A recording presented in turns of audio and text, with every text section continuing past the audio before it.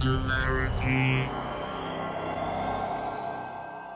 My name is Nicola, and you're watching Singularity FM, the place where we interview the future. If you guys enjoy this podcast, you can show your support by either writing a review on iTunes or by simply becoming a patron via interviewthefuture.com. Today, my guest is London futurist David Wood. Wood was one of the pioneers of the smartphone industry and is currently a futurist, writer, educator, consultant, and speaker.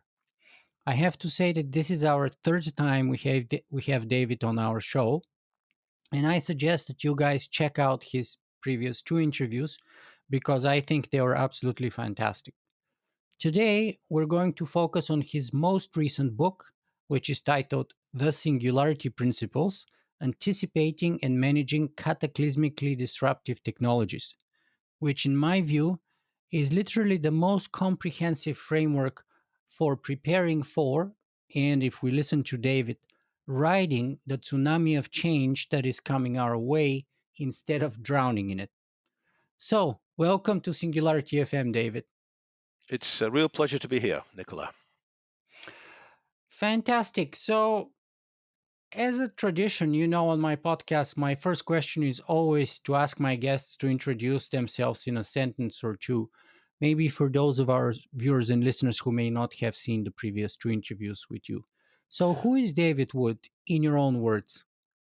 I spent 25 years in the early days of the mobile computing and smartphone industries, foreseeing part of the future and building part of the future, and realizing that although smartphones changed the world, there were new technological trends that would change the world even more decisively. So from then on, I have been a futurist looking at these other trends, and I am most of all concerned that we are losing control of the technologies we are creating, and we are losing control of the systems, the industries, the whole economic system, the political system that creates the technologies. And therefore, we need to pay attention urgently.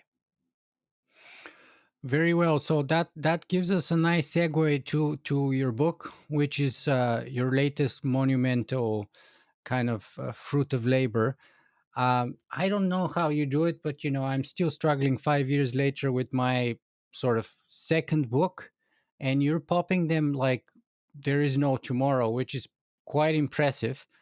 So I congratulate you for that. And the quality doesn't seem to suffer at all, but it's actually very, very high and very comprehensive and very deep and profound in so many ways.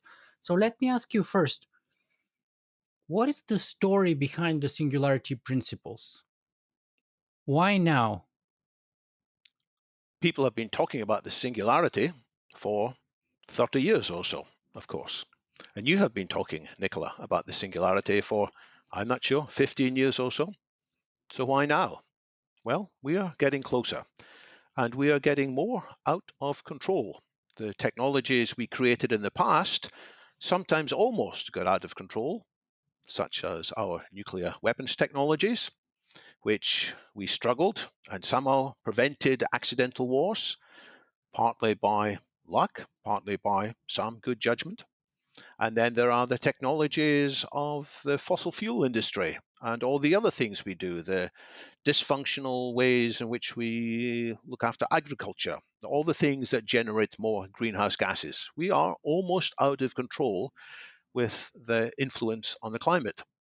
And we are almost out of control with our social media technologies, the algorithms which serve some purposes very well, on the whole, increasing advertising, serve other purposes very badly. Can we change these things? It's not easy. But going beyond all these other technologies, there is the technology of artificial general intelligence, which might happen a lot more quickly than many people would predict based only on linear forecasts. So I think we could have a very powerful artificial intelligence within the decade, and it may not be fully general. It may not have all the same characteristics as you and I, Nicola, in terms of being able to have such a rich, multifaceted conversation, but it will be incredibly powerful and, if we are not careful, incredibly dangerous. So we need to give this subject our attention again. How we can, as you rightly put it in the beginning, how we can ride this tsunami of change to a very wonderful destination rather than drowning. And it won't just be one or two people drowning, it might be all 8 billion of us. Yeah, Elon Musk, of course, has gone on the record saying that, in his view, which, by the way, I do not accept, I do not agree with, in his view, AI is the most dangerous sort of existential risk, bigger than nukes. In my opinion, that's not the case. In my opinion, nukes are a bigger threat, and probably humanity is number one, by the way, in my book, of existential risks. We are our own greatest mortal danger, Well, I not partly AI. agree, but I have a different view. It is the combination of humanity and nuclear weapons and AI that could spell the biggest problems. It's weapon systems that have some elements of AI controlling them and some elements of short sighted, egotistical, vengeful, spiteful humans overseeing them. It's the combination that makes things worst. Yeah, I agree with that. That's very well said. But since you're talking about the combination, let me bring a point that I was planning to bring in a little later. Um, Perhaps maybe as a by way of framing our conversation a little bit. So, and because you always have kind of this skill and this sort of wisdom of kind of tweaking and fine tuning and sort of improving on my statements. So, um, in my view, there is no such thing as climate change, nuclear weapons, uh, ocean acidification, soil erosion, species extinction, what have you, as separate issues. In fact, they're all one and the same issue, which plays itself over and over again in a diversity of different realms. And the issue in my books is humanity's technological and scientific power far exceeding our wisdom to control and utilize it in a safe, non suicidal, non destructive manner. And therefore, if that is indeed the case, more techno-solutionism is not going to resolve the problem because it's only going to make the gap bigger.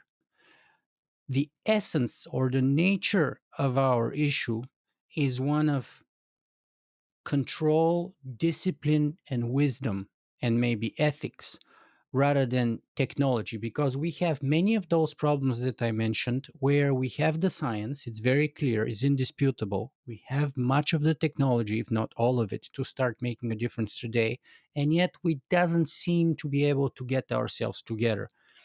Therefore, the essence or the very core of the problem is not one of more power in terms of science and technology, but it's actually one of more discipline, more ethics. And therefore the danger is, if we only push for more science and technology, the gap is going to grow bigger, and therefore it's not going to make the problem better, but actually worse. I think I agree with all of that. I have said in my book that just becoming more intelligent will not by any means guarantee a better future. What we need is more wisdom as well as more intelligence. And I agree with you. We have to bring into our consciousness many of these questions of ethics and direction and desirability and discipline. The question is, can technology, wisely directed, help us in that search for more wisdom? And I think it is possible that will happen. After all, how do people gain wisdom?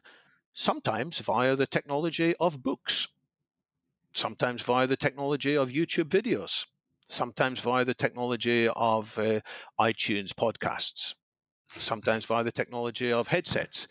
The ideas come from the other side of the planet, from decades earlier, maybe, and inspire us and change our lives. So, can technology help? Yes, provided we think hard enough and wisely enough to ensure that that is the outcome.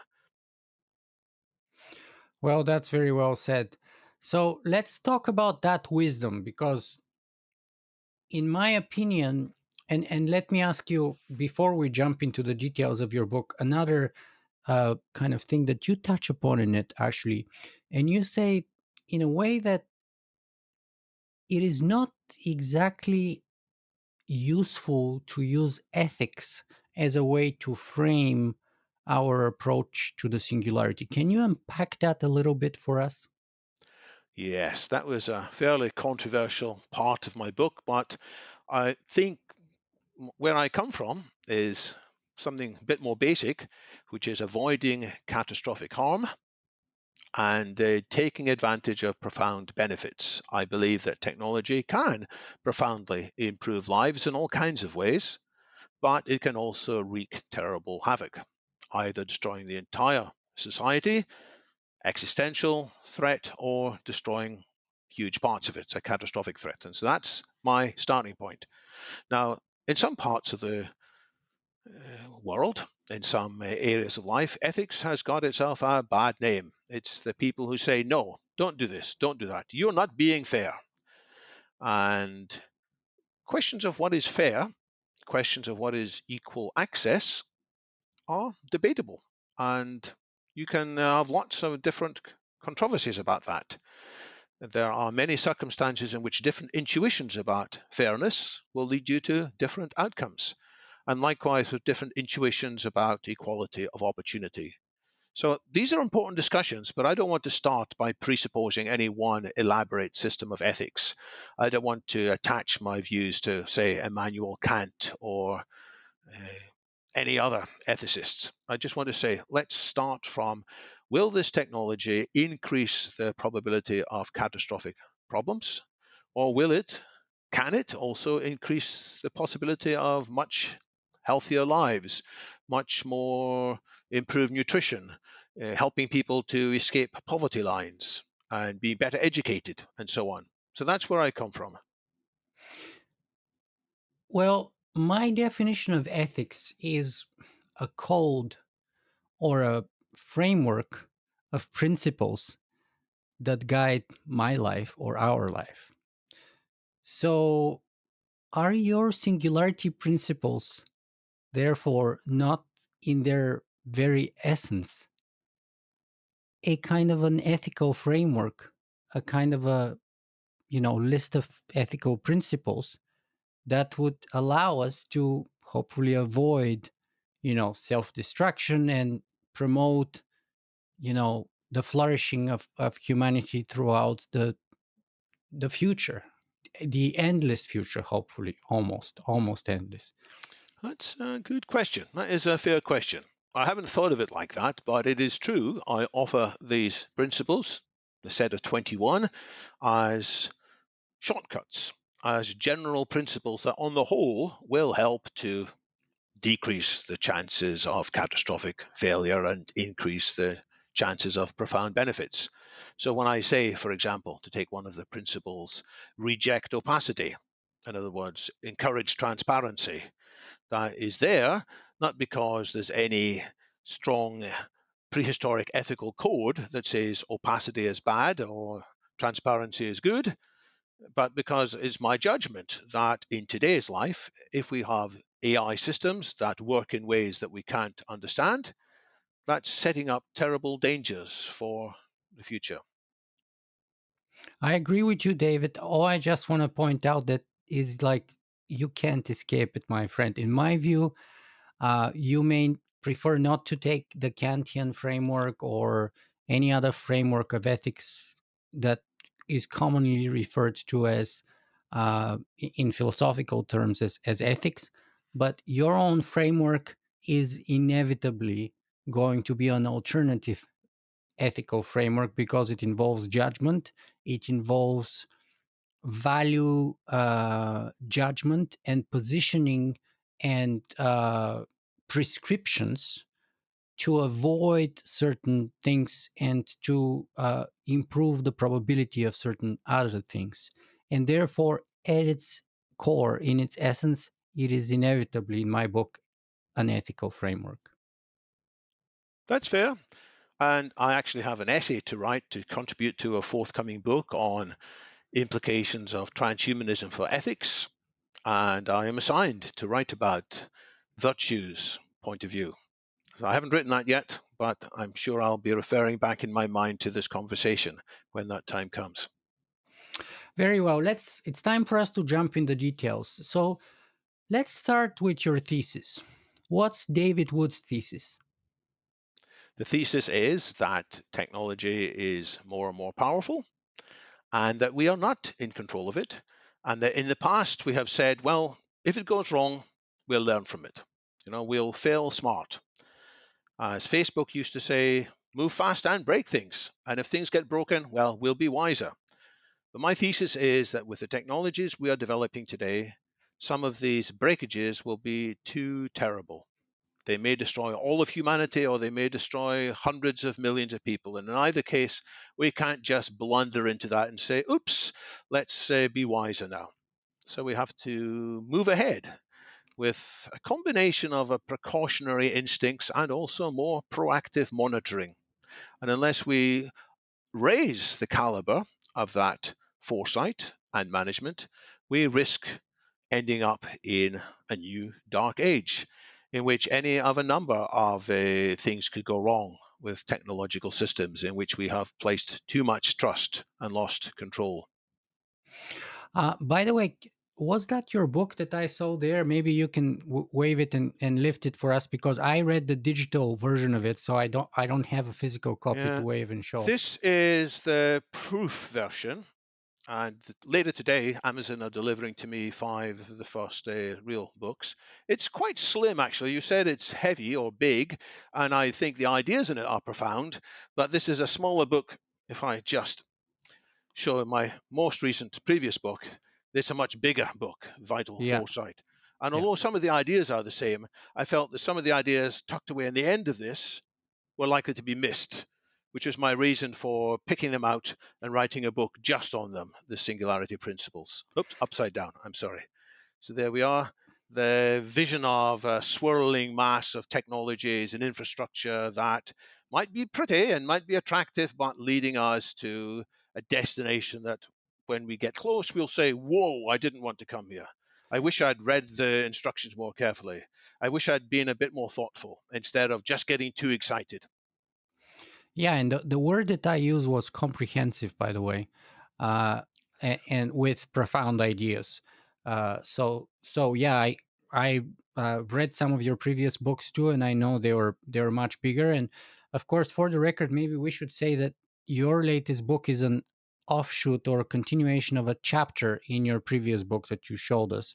So that's kind of like the impetus behind it. You had it as a chapter, and then you decided to expand it as an entire book on its own, right? And it's got much better through the retelling, through the many iterations as I've shared it with reviewers, and reviewers have come and asked me questions which have led it to its current form. Yeah. So let me ask you this though, because you're a transhumanist also, and you know one of the most popular, arguably, principles in transhumanism is the proactionary principle. So in a way, with your thesis, you're saying, or with this book, you're saying the proactionary principle is insufficient. Correct me if I'm wrong, but is that not the case? Yes, that is the case. So there are limits to the precautionary principle, which some transhumanists reacted against. If you just try to avoid risks, you may end up actually getting in a more risky situation because inaction is itself risky. So the criticisms that have been made by very thoughtful people like Max Moore and others of what I might call a naive or foolish or uniform application of the precautionary principle are fair. But neither should we just be saying, let's experiment and learn from our experiments, especially when the consequences are large. And I take a leaf here out of the analysis of Nicholas Taleb, author of The Black Swan and other things. His distinction is between harm and ruin. And his distinction is between distributions in which they're basically normal, which means that if you observe it for a while and you get the mean and you get the standard deviation, you can be fairly sure that results in the future are going to be within 3 standard deviations of the mean, 3 sigma. Whereas in other circumstances, what are known as fat tailed circumstances, you can get new results which are 20 standard deviations away, and suddenly your calculations are invalidated. You said, well, at the most, we might have a certain number of people dying or a certain number of people losing their bank deposits. Well, no, you might get many, many more. So it's in the cases when you can have fat tails that you most of all need to be proactively vigilant. And that's one of my principles. Particularly pay attention, anticipate fat tails. Yeah, I'm a big fan of Nicholas Taleb's work, especially I forget the name of his book, but he has a short book of sort of maxims that are like packed with wisdom, and that I listen to as an audiobook every once in a while, just because it spurs so much in me every time I hear those. It's like fantastic. Um, okay, so let's start kind of unpacking the concepts and the issues around the concepts that you go through great lengths to kind of list and clarify in your book. So, first of all, perhaps we should start about with the kind of biggest confusions and biggest distortions about the technological singularity. So I'm quite controversial in what I say in some of my chapters. I claim that there is something I describe as the singularity shadow, which are a set of distortions of the basic concept, which in turn annoy critics or annoy external observers. And they think, oh, these singularitarians, they are naive, they are too excitable, they don't understand what they're talking about. So I list 7 characteristics of singularity shadow, including singularity timescale determinism, which says that we can be fairly sure that the singularity, the advent of artificial superintelligence, will take place by a certain time. The singularity outcome determinism, which says, we can be fairly sure it's going to be a good outcome. There's a singularity hyping, in which you look at a particular product and you say, gosh, this is great. This is the company that's going to do things. Let's just follow this method. And then there is something called a preoccupation with a singularity, which says, well, we don't need to worry about shorter term issues like nuclear weapons or climate change, because we're going to have the singularity soon, and the singularity is going to sort out all these things for us. I think that's these aspects of the singularity shadow and a few others are all very dangerous. Unless we speak with a broader understanding, then we are risking the singularity concept falling into ridicule. And often it does happen. People, quite well educated people, professors of AI leaders inside companies, they roll their eyes when the singularity is mentioned. They say, oh, you are singularitarians, you assume such and such, or you presuppose such and such. And I want to say, no, the core ideas of the singularity are simpler. They are less specific, but they are incredibly important. Yeah, I have experienced that myself quite a bit. Though the majority of it, I have to say, was in the earlier days, like a decade or so ago. Nowadays, that happens. It still happens, but it's less common, I would say, at least in my experience. Now, you also have this concept of NBIC. What is NBIC and how is it related to the singularity? So the NBIC concept is by no means from me. It was by William Sims Bainbridge in around 1998, if I remember the timing. It may not be exactly then. He wrote a report for the National Science Foundation in which he pointed out what he thought would be the drivers of change in the coming decades. And I now call this the basis of the fourth industrial revolution. And it is an important stepping stone that accelerates our progress towards AGI. N stands for nanotech, B for biotech, I for infotech, and C for cognotech. So the nanotech is being able to more precisely position and organize material at the molecular level, not just new materials, but in due course, new types of assembly factories. As Eric Drexler long ago anticipated, and which has been long delayed, but I think there are reasons to expect this will happen at some stage in the next few decades. And associated with that is more precise placement of things like quantum computing, more careful control over the sensors that we are creating to allow us to understand more about the universe. So there's nanotech, biotech is reprogramming our genes. Infotech is today's information technology. In particular, it is machine learning of big data, something that has exploded since around 2012. And cognotech is when we understand and improve our neurons.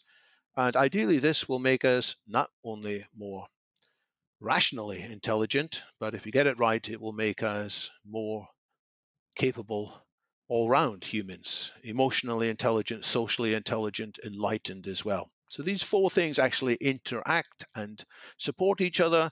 So improvements in one of these four quadrants can often accelerate improvements in other quadrants.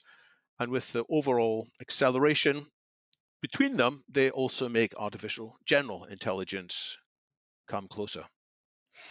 Do you feel that some of those are moving not as fast as originally predicted? For example, especially Eric Drexler's nanotech. I mean, I think he wrote his kind of seminal book on nanotechnology in the 1980s. And in my estimate, and I'm no nanotechnology expert, but as far as I can see and as far as I can tell, that's probably the best example that things are definitely not moving exponentially there. So I write a lot about this, not so much in this book, but in the previous book, Vital Foresight, about better understanding rates of change in technology. And one analysis is, well, exponential just means slow, slow, slow, and then fast, fast, fast. It means disappointing before they're devastating.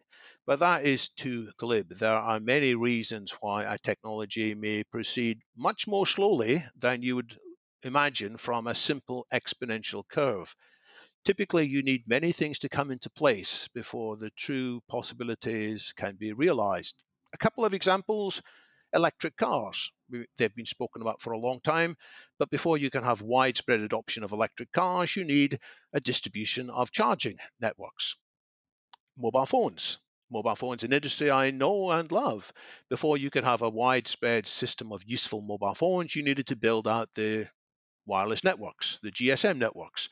And people were reluctant to invest in networks when they thought that people wouldn't be investing in building the handsets. And when you come to smartphones, which I was even more involved with. For successful smartphones, you need the devices, you also needed the smart networks, you needed the retailers who understood smartphones. By the way, that was necessary for mobile phones too. In Europe, there was something called Carphone Warehouse, which had a big role there. Anyway, for smartphones, you need also applications.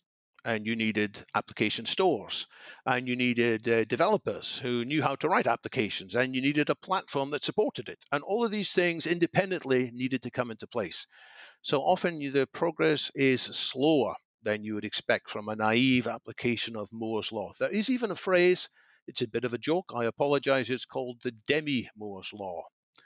Wasn't made up by the actress of that name. It was made up by a monitor consultant, Chakra Bakra. I forget his name exactly, Bakra Chakravorty, who said that change, because of these system effects, often goes at half the pace, so demi the pace that you would expect. But then eventually, when things are in place, then it might go double or triple or even 10 times faster than you expect, which is why smartphones suddenly exploded from about 2007 and 2010 onwards after a slow gestation beforehand. Now, with Drexler's nanotechnology, there have been so many obstacles in the way. But there have been some signs of progress too. A few years ago, the Nobel Prize for Chemistry was awarded to three professors for their work, not in building a whole nanofactory, but in building machines at the atomic level or components of machines at the atomic level. And I would point to the book by J. Storrs Hall. It's called Where is My Flying Car? And you might think of it as an account of why we don't have flying cars, and there's a lot of that in it. But he also has a very interesting analysis of why nanotechnology in the Drexlerian vision, which is also in a similar way the vision of Richard Feynman way back in 1959, why that hasn't happened yet, but why it probably will happen in the next 10 to 20 years. So it's especially slow, but the potential is there for it to go especially fast in due course. Wow, great. So you're optimistic on that. And of course, that's, as you say in your book, a double, one of many examples of double-edged sword. What's your stance on the actual Moore's law when it comes to computing power and processors? Have we slowed down in the past, I don't know, 5, 10 years or no? Because here's my experience. The traditional classic example of Moore's law is that, every quote 18 months or so, uh, the CPU or processing power of a microprocessor for, let's say, $1,000 would roughly double. Well, I was buying a laptop for my wife about 8 months ago, and her previous laptop was 6 years old. So she had a Dell XPS 15, and I replaced it with a Razer Blade 14. And not only that, but her original laptop costed $2,000. The new one costed $2,400. So we actually spend more money on the new one, but let's call it inflation or whatever. So let's say that the two laptops are roughly in the same, budget. So for the same money, and let's just focus on processing power. So I run a few benchmarks. And here's what surprised me. The most kind of optimistic benchmark difference in those two computers was about 60%. And now, if Moore's law were to be accurate, it would have had to be on the power of three. So it would have had to be 8 times more powerful for 6 years in terms of time duration difference between the first and the second laptop. And yet, I was getting benchmarks where I was getting something like 46, 47% improvement, which is not insignificant, but it's certainly not up to, eightfold. And the best I could get was like low 60%, like maybe 62, 63%. So the average was like 56, 7%. So that was my experience with that one example. And of course, that's a very limited example, but many other people, and I've talked to some microprocessor designers and stuff, they have said, that Intel has had to rearrange or kind of change their timeline for, selling new computer designs several times now in the last 6 years or so. And so we are a little bit, if not a lot, behind the pace of the expected pace of Moore's law. What's your take on all of this? Well, that's a fascinating personal story, and it does match with what I have seen as well. So, Moore's Law is a rich subject, and we could probably fill an hour talking about it, but I'll try to be briefer. There are many things that the improvements in hardware power can give you, and it used to give you faster frequencies. But it turns out that these faster frequencies generated more heat. And so maybe 15 years ago, the design switched from making the clock speed faster and faster to instead having multiple cores in devices and gaining benefits that way as well. But even so, there are limits to the improvements, and the times between each new architecture, at least by Intel, are slowing down. Some people say that other manufacturers are doing a better job, AMD perhaps. Samsung, I think, saw recently have come up with, now I'm going to get the details wrong, it might be 3 nanometer architecture, which is remarkably small. But even so, I think the speed of improvements is more or less certainly slowing down. Does that mean we will not get to AI or artificial general intelligence? Well, I will point to broader things that there are other improvements in hardware which have made a bigger difference, which is not in the CPUs, which is the kinds of things that Intel produced and we have on our laptops, but GPUs, the graphics processing units. And that was part of the reason why there was this big bang in the capability of neural networks around about 2012, when the team under Jeff Hinton in Toronto, Waterloo, I think, managed to shock everybody by their performance that year in the Visual Net Visual Challenge. and it had been programmed to use a GPU. And then people improved GPUs faster than CPUs were improving. And Google have produced TPUs, which are variants of GPUs, but have left out the floating point manipulation and do things with fixed point calculations instead. And I'm sure 1,001 other clever things. So that has improved for a while faster than Moore's law itself would have predicted. But even more important is not just the improvements in hardware. Software is very important as well, and you can make faster improvements in the performance of a system by improving its software often than by improving its hardware. And if you get better algorithms, you can speed up even more. So I think the reason we're going to get more and more powerful AI isn't just because I'm entirely relying on Moore's law holding out. Far from it. I think we're going to have new kinds of hardware, including, by the way, quantum computers eventually, but we're going to have more systems in the cloud, and we're going to have cleverer software algorithms, which in part are derived from a better understanding of what's happening in the human brain, because the neural networks in deep learning are only loosely modeled on what happens in real neurons, especially in their connectivity. So as we understand more about that, we are likely to see leaps forwards in AI capabilities, quite independent from improvements in the original statement of Moore's law. Yeah, the GPU example is a good one, but I don't fully accept it, and I'll tell you why. And by the way, Jeffrey Hinton was at the University of Toronto, to the best of my knowledge. I even actually remember trying to get him on my show about 10 years ago and asking for an interview, but I never heard back. Um, anyway, the GPU situation in terms of raw processing power has improved, and Nvidia is of course the world leader in that. But let me tell you why I don't accept that as a good example, because people focus only on the processing power performance, but they're missing one very important factor, which we're supposed to hold constant. And that's how they're cheating a little bit, and that factor is supposed to be power consumption. And let me tell you what I mean. So actually, I have myself a very old desktop that I'm using at home here. It's about 7 years old, and it's due to be upgraded anytime soon now. But I try to use my tech as long as I can, and not like throw it away, and recycle it as best as I can. Anyway, when I bought this desktop, the original GPU in it was NVIDIA, and it was consuming about 125 watts of power.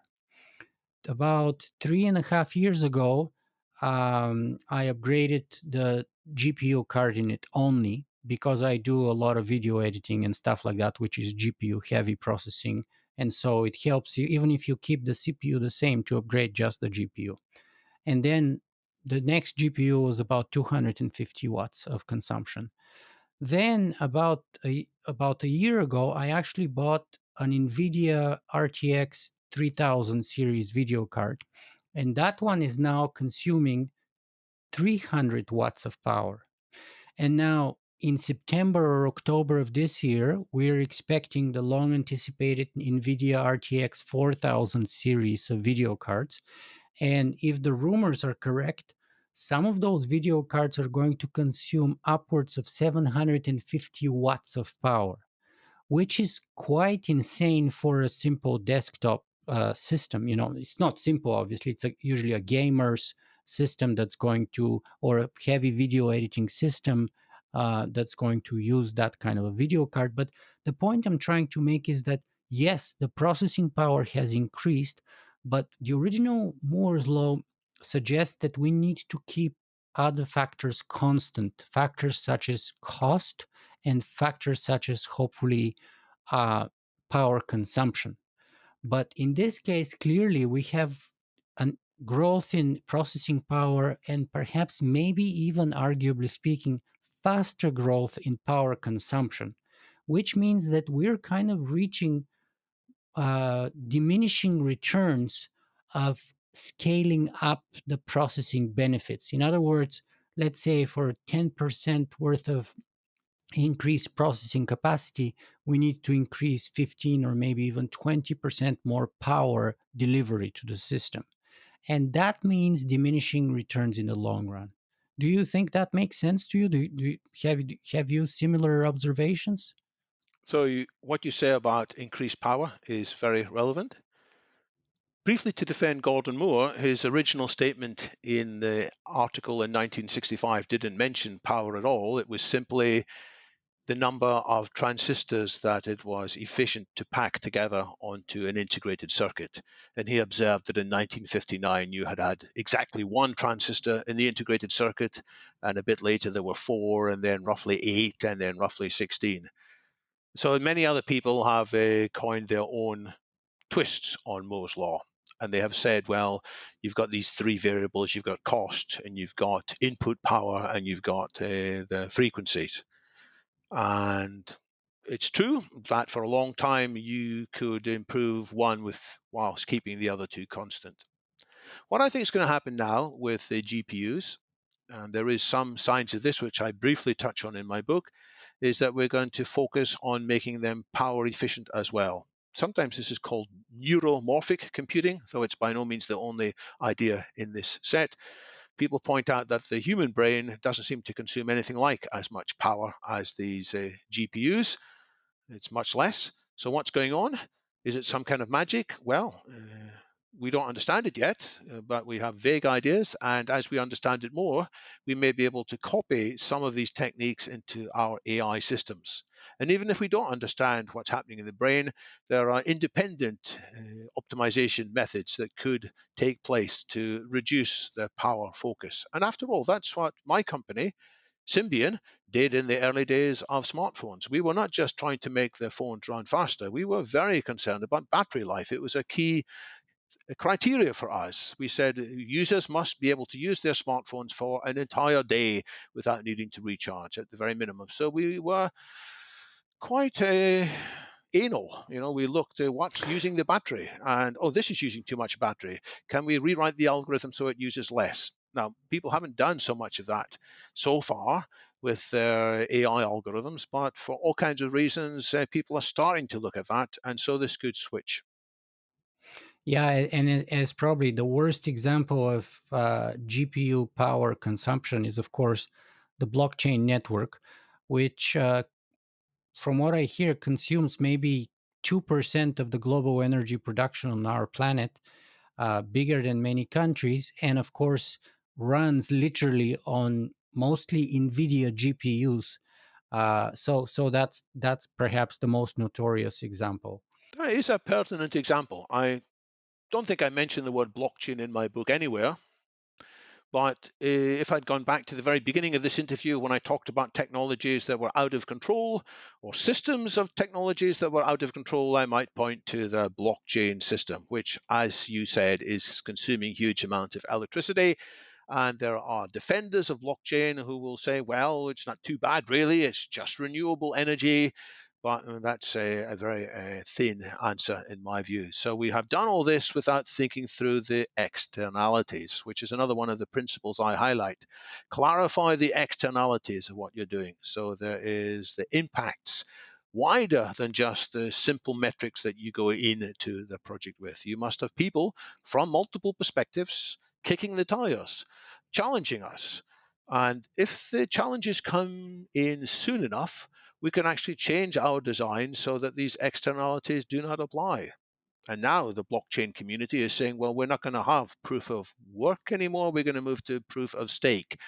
And maybe if that had been thought about sufficiently beforehand, it would have been possible to have a blockchain that wasn't having this incredible energy impact. And now they're in the situation where it's hard to change. And by the way, of course, there are criticisms of proof of stake as well. By no means everybody thinks it's the right thing to do.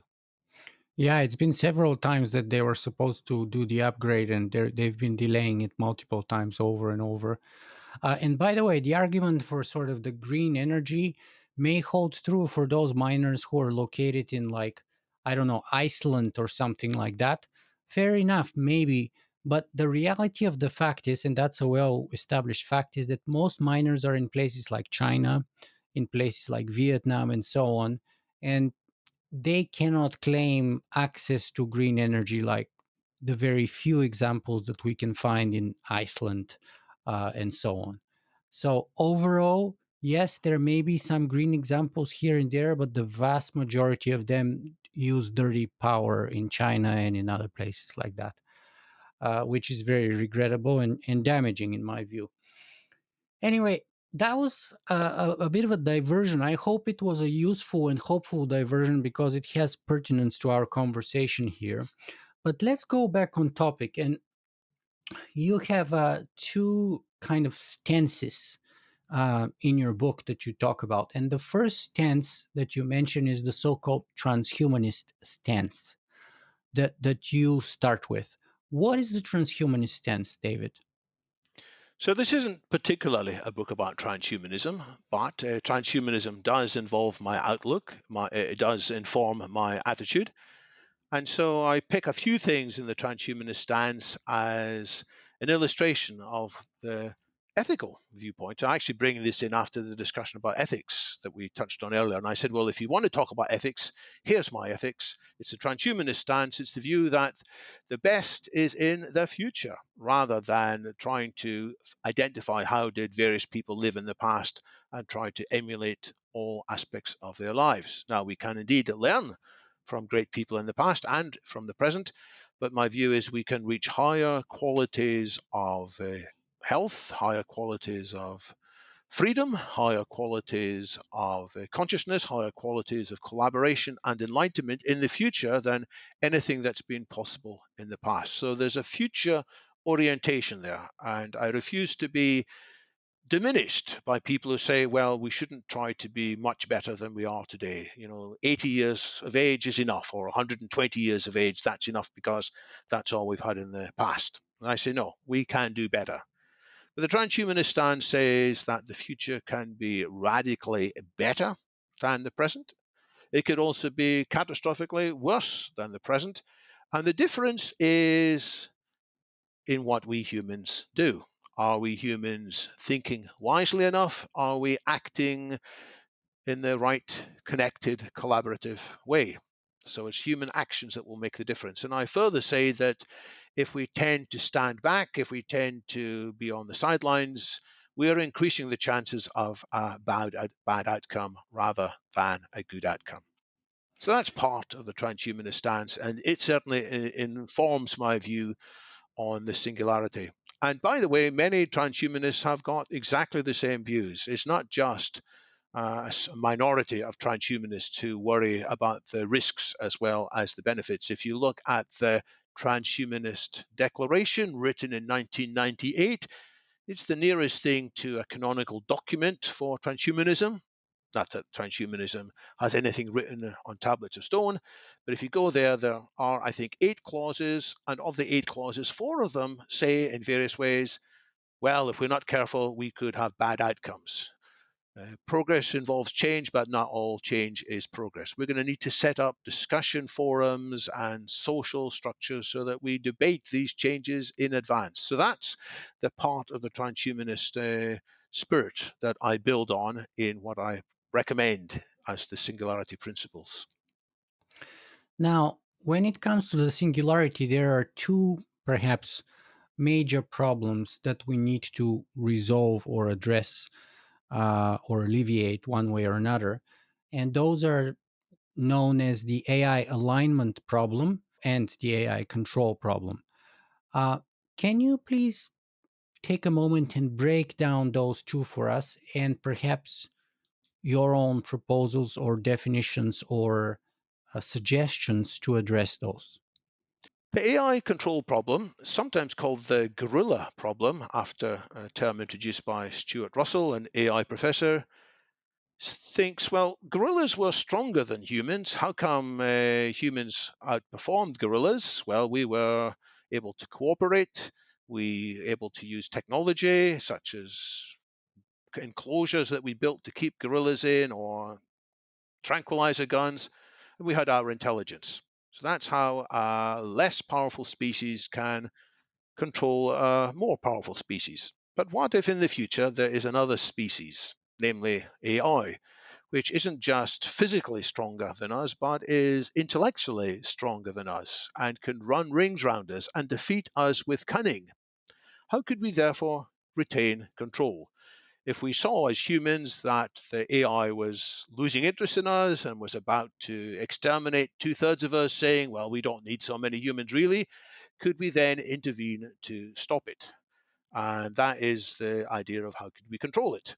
And people say, well, it's easy. We humans will just switch off the AI, or we will have a tripwire so that if the AI behaves in a bad way, it will be automatically terminated. And it turns out that all of the simple answers are not defensible. For example, sometimes people say, let's keep the AI in a box. They don't mean a literal box, but they mean that it will be able to read the internet, but won't be able to act on the outside world.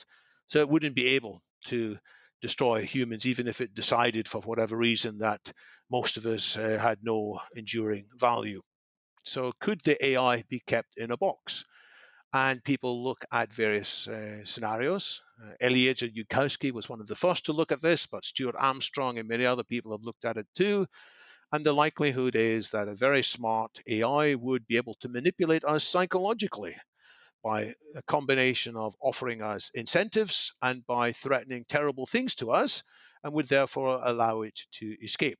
And we who let it escape would think, hey, we're doing good, but in reality, it would be out of our control. So that's the control problem. Are there any methods to keep control of AI? And other people say it's foolish to try to control something that's stronger in us in every way. That's impossible. What we need to do instead is to align it so that even if it is much stronger than us, it will still want to look after us, just as we humans, on the whole, respect our grandparents.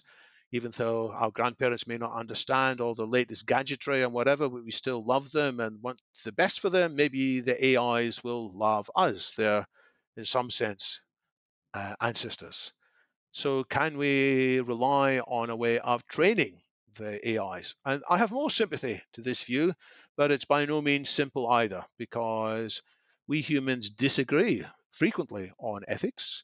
And it is likely that an AI that tried to learn about human ethics by reading human literature would not have an answer that's going to satisfy all of us. It will read various instructions in one holy book, various instructions in Shakespeare, various instructions in Dante's Inferno, and Kant and John Rawls, and it wouldn't necessarily reach a view that we humans would like. And even if it did have moral principles, who is to say that it's going to always observe these moral principles? After all, we humans, we often set aside our moral principles. We might say we should not tell lies, but then sometimes we think, I'll tell a white lie here. It's not going to do any harm, and so on. So even very religious people sometimes break that commandment: thou shalt not break false witness, thou shalt not bear false witness.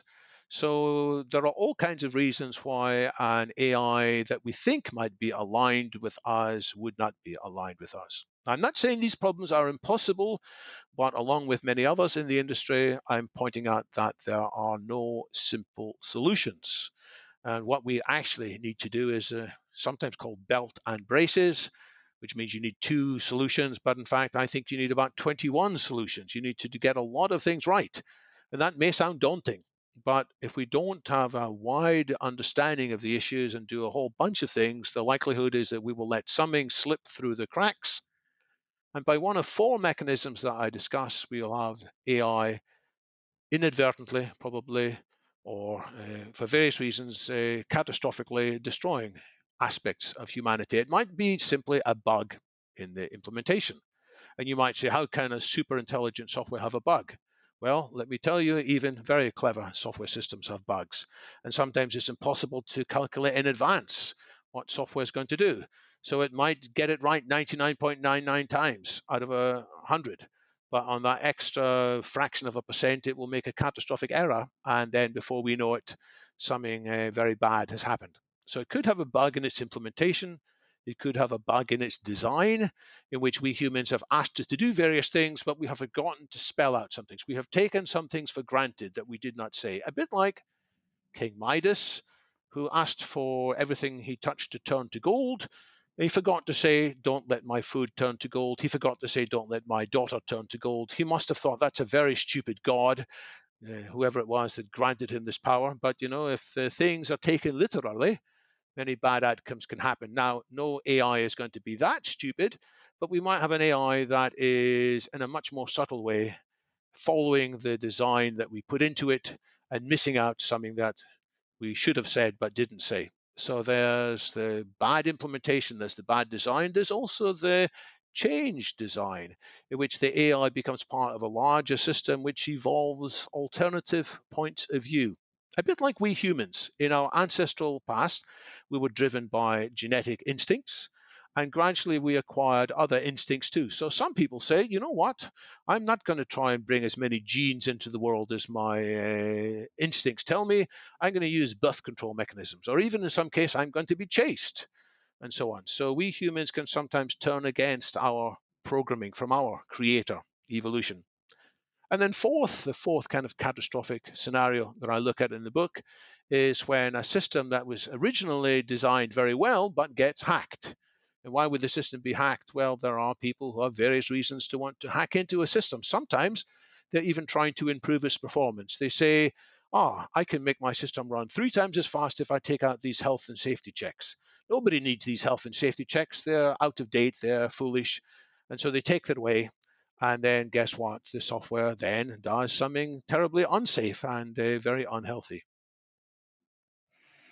Wow. And by the way, did I miss it, or what about the alignment problem? Did you Yes. cover So the that? alignment problem is, can you align the instincts of the AI with human values so that you won't need to control it?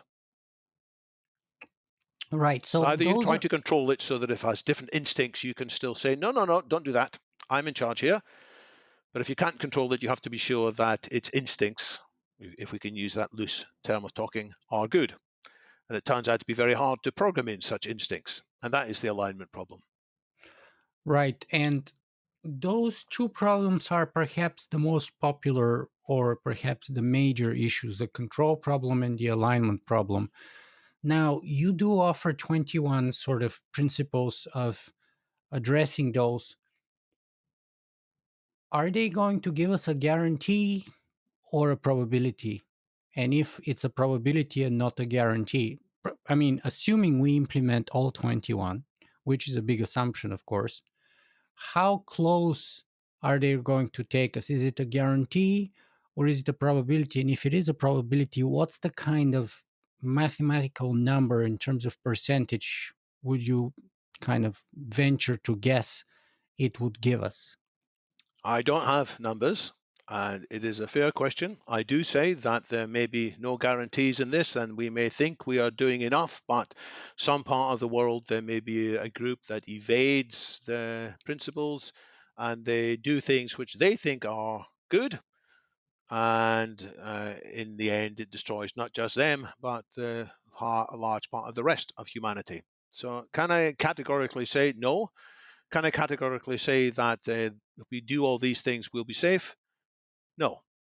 But on the other hand, there are lots of other risks as well. And the AIs that we develop may help us to solve some of these other risks. They may come up with better solutions to climate modeling. It may come up with safer ways to control nuclear fusion. It may come up with better solutions to dementia and cancer and aging. It may come up with better models for economic redistribution. In other words, it may address other existential risks. So there are two possible things people might say at the end of all this. They may say, well, because there are risks, we have to stop AGI. Or they might say, well, let's at least bias things as much as we can by starting off with these 21 principles and reflecting on them. Because one of my principles is that we must continue to discuss the singularity principles. We must continue to apply the same principles, not just to how we develop AI, but and other technologies, but to the principles themselves. And so it may well be that in a year or two's time, you or somebody else will come along and say, actually, there's a gaping hole here, and we need to address it. And then we have to consider, can we address it with a 22nd principle or a 23rd principle?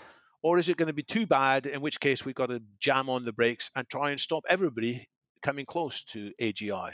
And that's what I look at in, I think it's the second last chapter in the book, AGI to AGI or not AGI, vaguely echoing Hamlet's question, to be or not to be. Might it be better to stop AGI completely? And I argue that if we want to stop AGI, we'll have to stop AI, because AI itself may, in all kinds of ways, evolve faster. And we might not be trying to create AGI, but just a simple change to an algorithm might suddenly bring AGI to life. So I think we would have to stop all AI. And I don't think that's feasible. Whereas I think it is feasible that the world may, stage by stage, agree to something like these AGI principles. Do you think we can agree to AGI principles with China and Russia? So we have had agreements with countries in the past with whom we've had strong ideological disagreements. There were strategic arms reduction treaties with Russia, and other countries have joined in. And one example I point to is what a futurist called Carl Sagan did in the 1980s. He investigated the outcome of nuclear war. And at that stage, it was often thought, well, it'll be pretty bad, but it won't be the end of the world. We might even have hundreds of millions of people dying, but it's better to have that and not allow the world to be dominated by the other bad side. And Carl Sagan, along with other scientists, had done investigations of the planetary atmospheres in Venus and in Mars.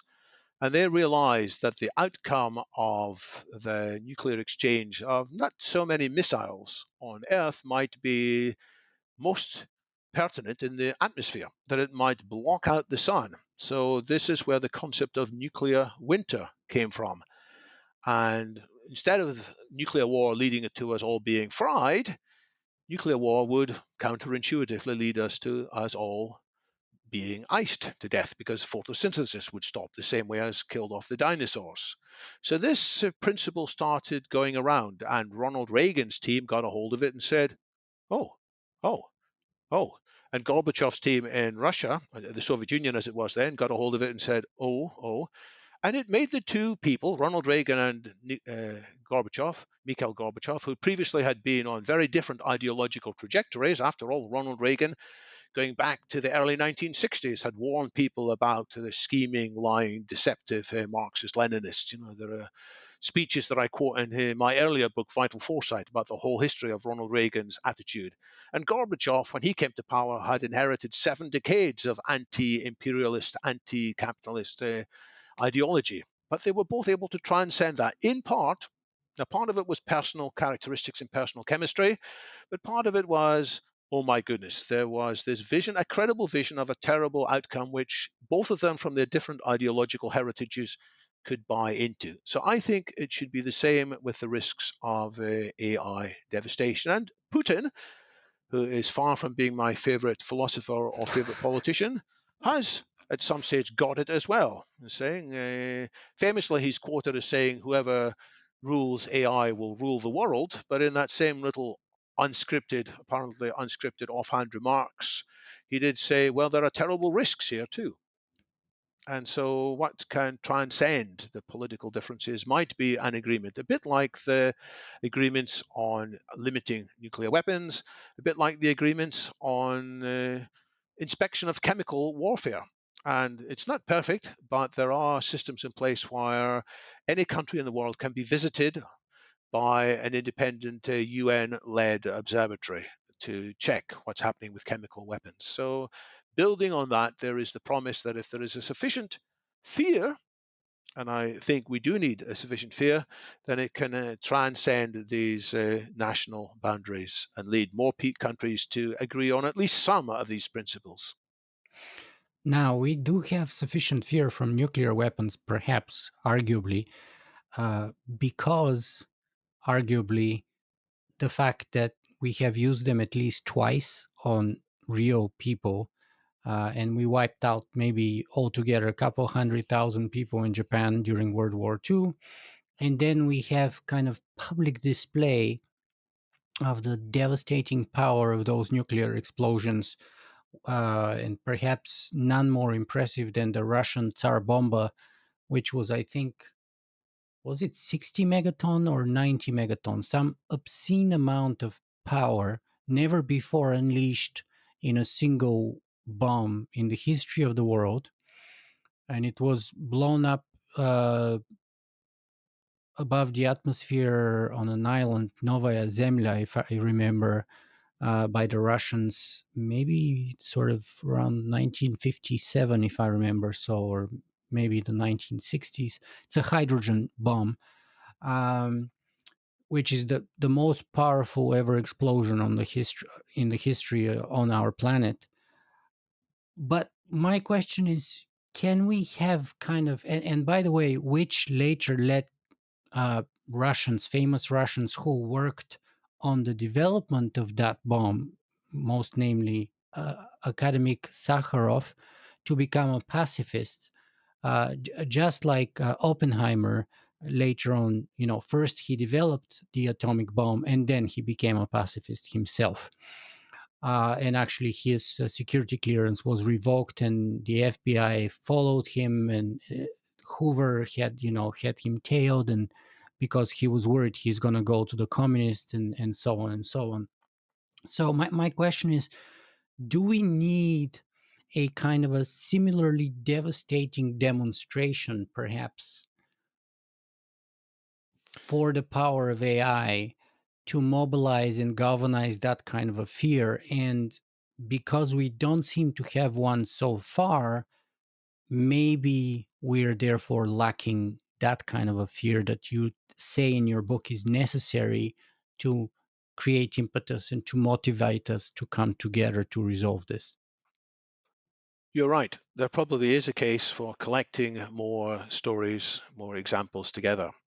There are some examples of AI, fairly primitive AI, doing terrible things. The situation in Myanmar with the near genocide of some of the Rohingya was exacerbated by posts on Facebook, which were then augmented and prioritized by the algorithms, which led more people in the Buddhist community in Myanmar really being horribly frightened and hating the Muslim Rohingyas. And so that is one example, horrific example, not yet large scale. There are probably fewer Rohingya killed there than in the atomic bombs of Hiroshima and Nagasaki. I'm not sure. I think it's probably less, but we should be 10,000 grateful. Rohingyas dead and about a million refugees, I think. Yes.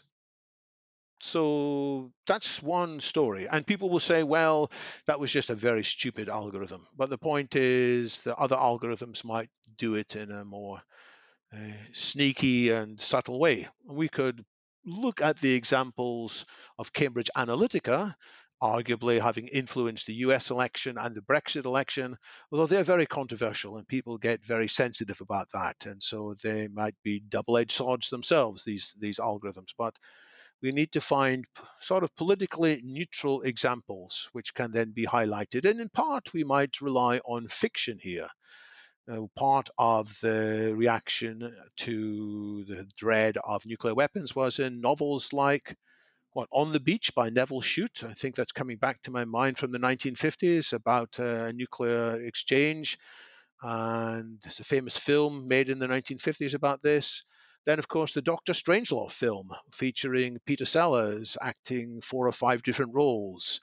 There was the Herman Kahn figure, there was the Johnny von Neumann figure, and there were others who he, in his very clever way, persuaded people, gosh, this is serious.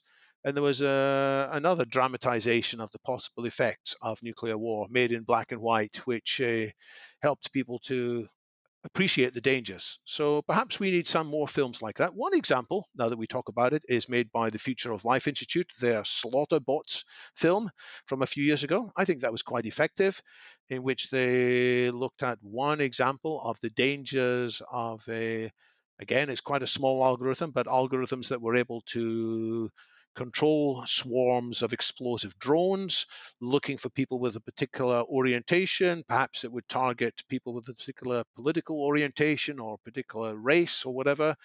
And in that Slaughterbots video, which was very well made, it caused people to say, hang on, this is too dangerous. We shouldn't go that way. So maybe we need more along these lines. So, of course, I'm a fan of stories that turn out good, stories in which there is no dystopia, but I think we need to balance that with realistic examples of how these things can go wrong. And I sketch a few, but only in a very simple way in my book. So maybe I want to encourage others to take up that. Maybe you can point me to some that already exist. Credible, because a lot of the problem with many of these stories is they are incredible. So there's Terminator, which have got so many things wrong from a credibility point of view that people don't take it seriously. Hence, I've got an even section in my book, not the Terminator. But we need things that are more credible, which stack up and which will lead people to anticipate, there is an issue here. What can we do? Yes, the Singularity Principles or something like them is needed. Robopocalypse maybe was one that was fun to read, and it's a trilogy, I think, by now. Um, but David, we've been talking about the singularity for an hour now, more or less. It's time for us to define it. So, what's David Wood's definition of the singularity, and why is it important? It's the profound change in the human condition triggered by the advent of artificial general intelligence. And by the way, it's likely to be a fairly fast transition. And by the way, it's something that's very hard for us to foresee in details. So there are multiple aspects to the definition of the singularity. There's the impact on humans. It's not just another technology that we'll cope with. We've had many shocks in our history, but we've by and large coped with most of them. This would be the biggest single change in history when we are displaced from being the most powerful species into being a second most powerful species. And it's driven by various ways in which AI might reach general intelligence. Why is it important? Because it could happen soon. It might happen within 10 years.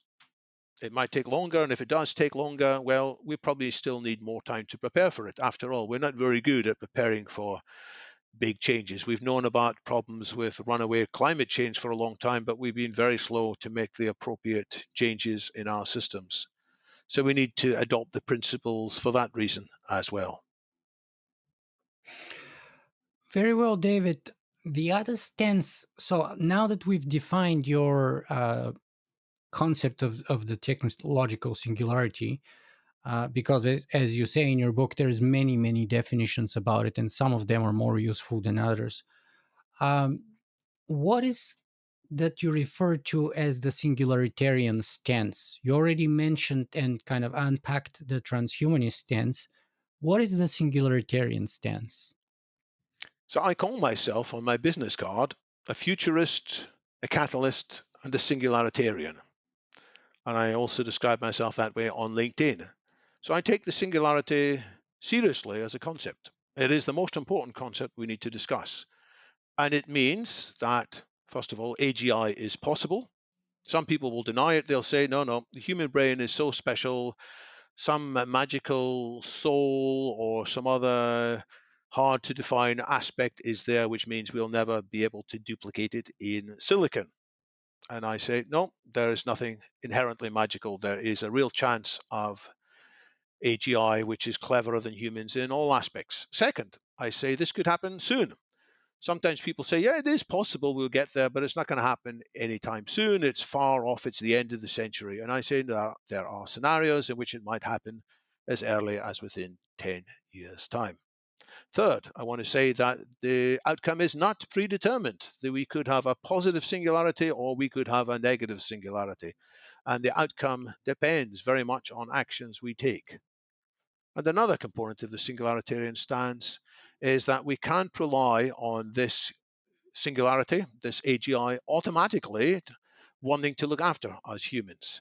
There is sometimes the idea that if it's super intelligent, it will be super ethical. It will understand the wonderful beauty of humanity and it will do everything it can to protect us. There is nothing automatic in that either. There are many scenarios in which the AGI will either by accident, by bugs in its programming, or even deliberately decide that we humans aren't so important, much in the same way that when we humans are building some new industrial estate or a shopping center or a school and we discover ant colonies there, we don't worry too much about preserving each of the individual ants. We think, well, they're cute, but hey, we need these resources for other things. So the AGI may say, hey, these humans were cute in a way, a bit stupid and dumb too, but we don't need them. Let's get rid of most of them and keep a few in the zoo for historical purposes. So there's nothing predetermined in that either. So there's all to play for. And it deserves attention.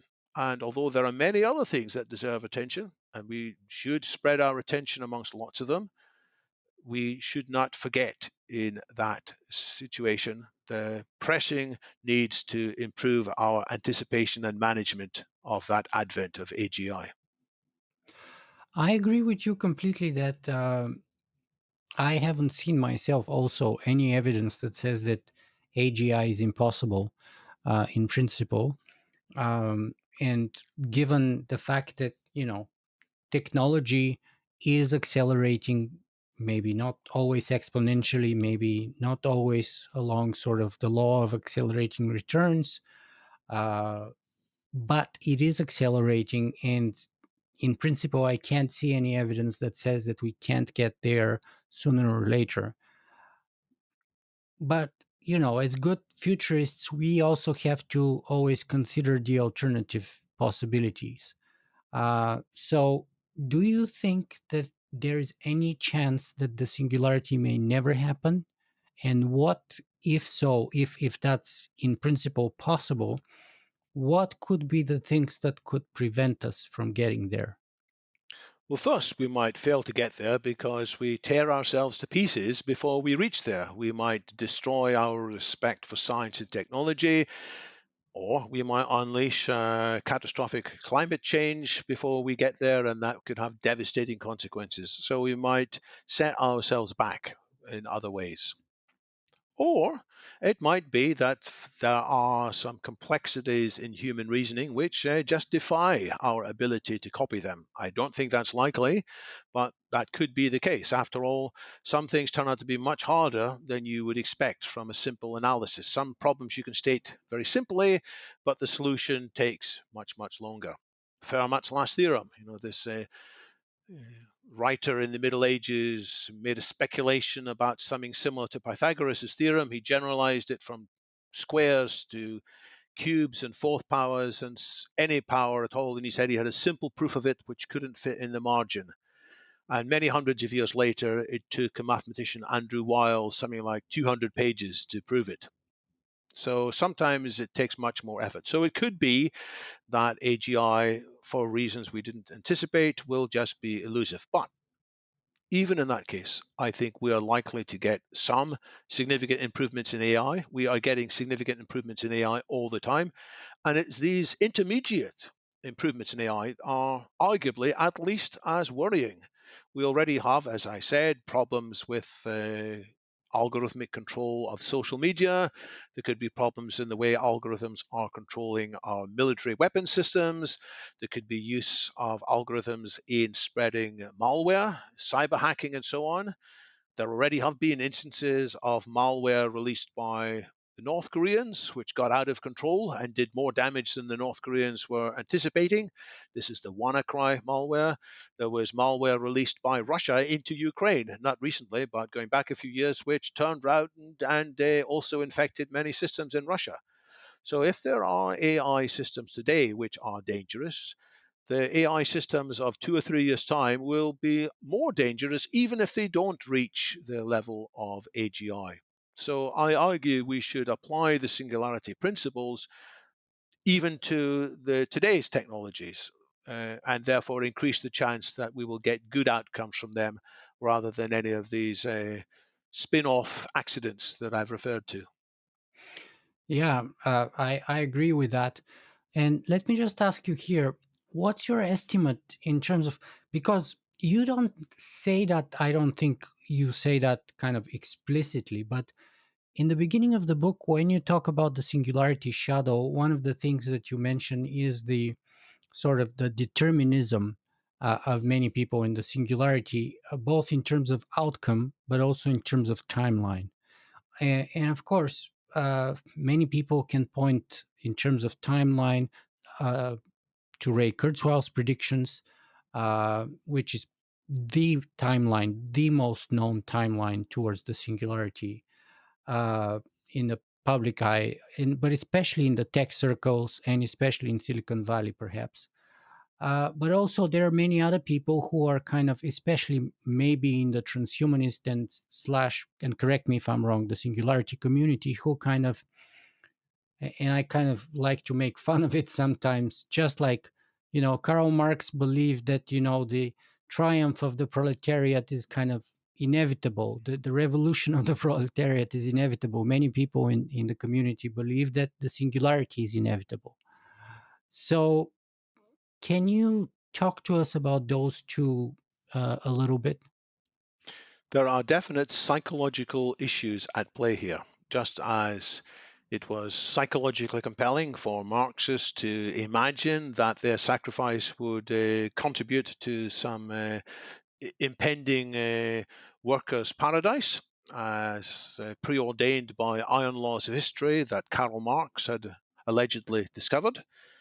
And in a similar way, there are people in the broad transhumanist and singularitarian umbrella who hanker after a degree of comfort that, frankly, is not warranted.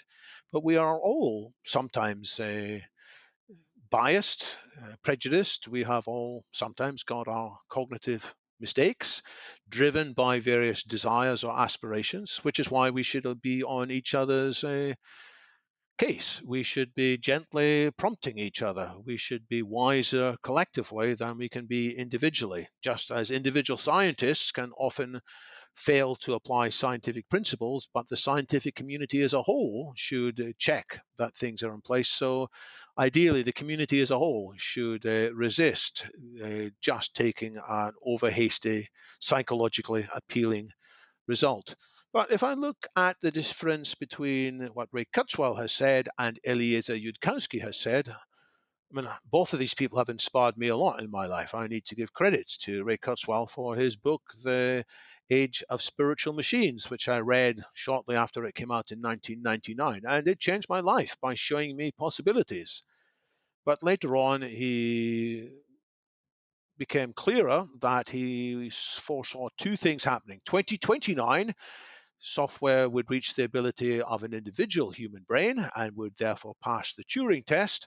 And then 16 years later, 2045, we would reach the level of superintelligence. So he extrapolated on in a relatively unaltered way beyond AI's matching human level and reaching higher and higher. Whereas Eliezer Yudkowsky, and I think he is right, says that as soon as we have AIs that outperform humans, we will see a phase change. We will see these AIs able to improve themselves better than humans could improve them.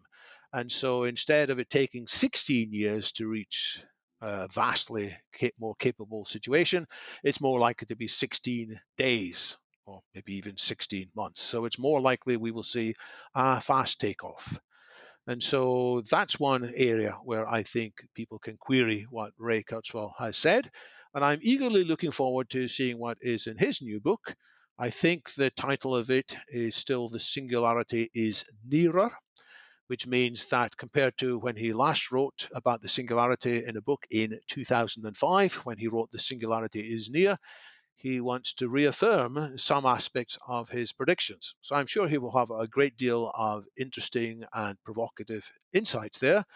But I think it'll be a disappointment if he sticks with the view that there will be a slow takeoff from reaching a human level by 2029.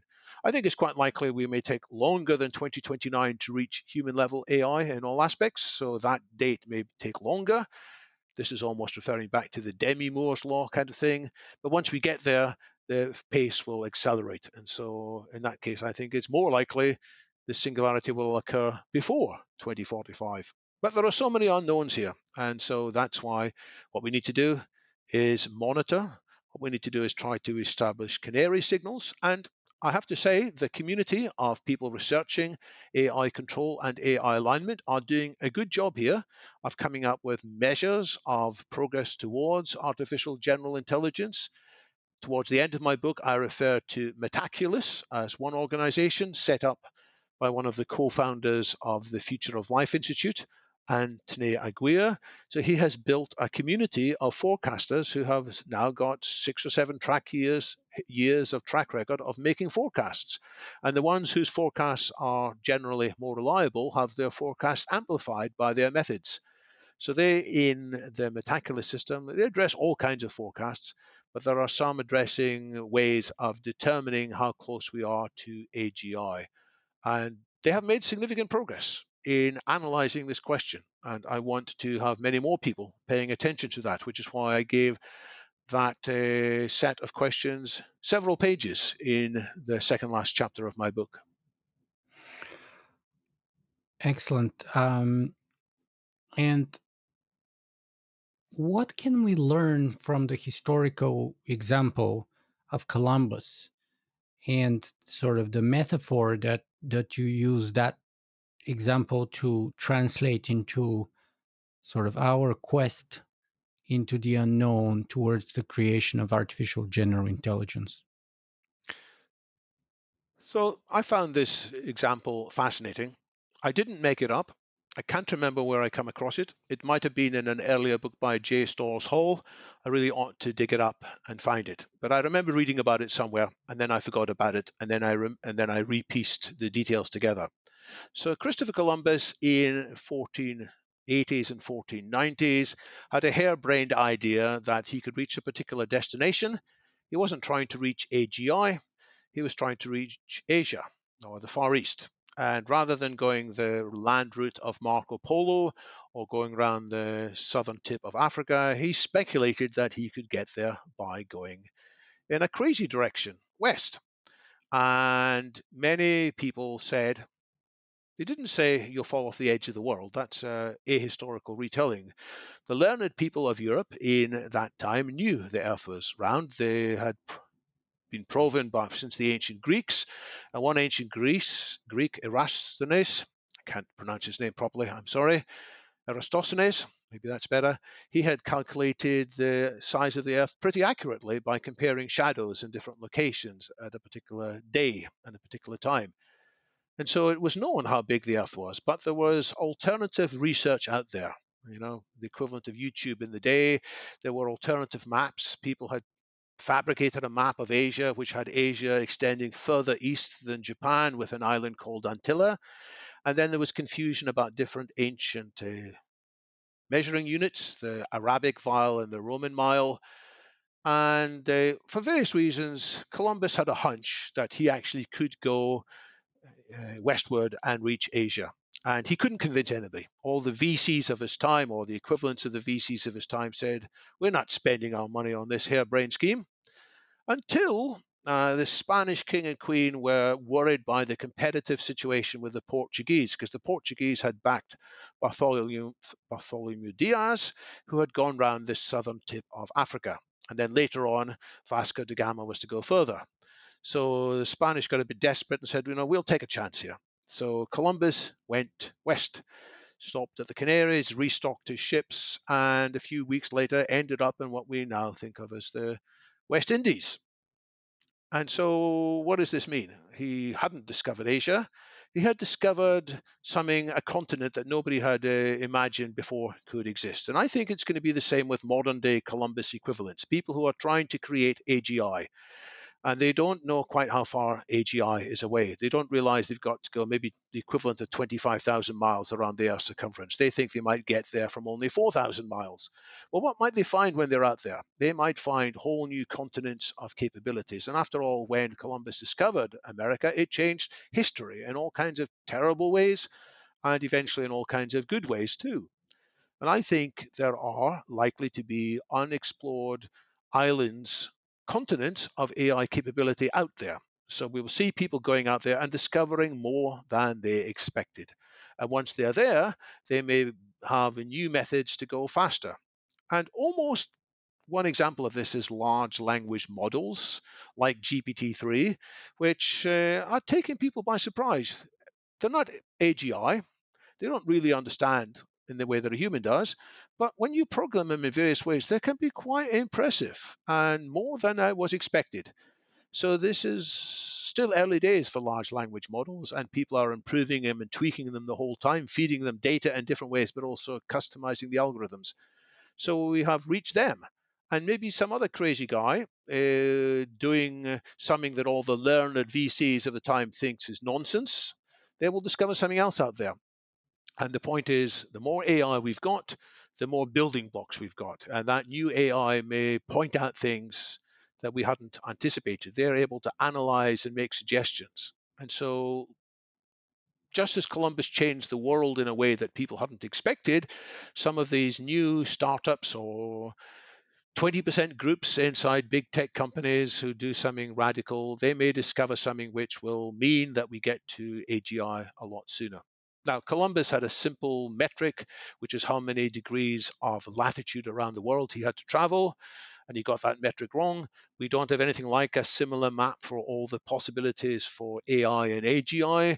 So who knows whether that's an accurate metaphor or not. But there are many more people than Columbus trying. And so there is some likelihood that in the next few years, people are going to discover a whole new continent of AI capability that's going to cause us to say, oh my goodness.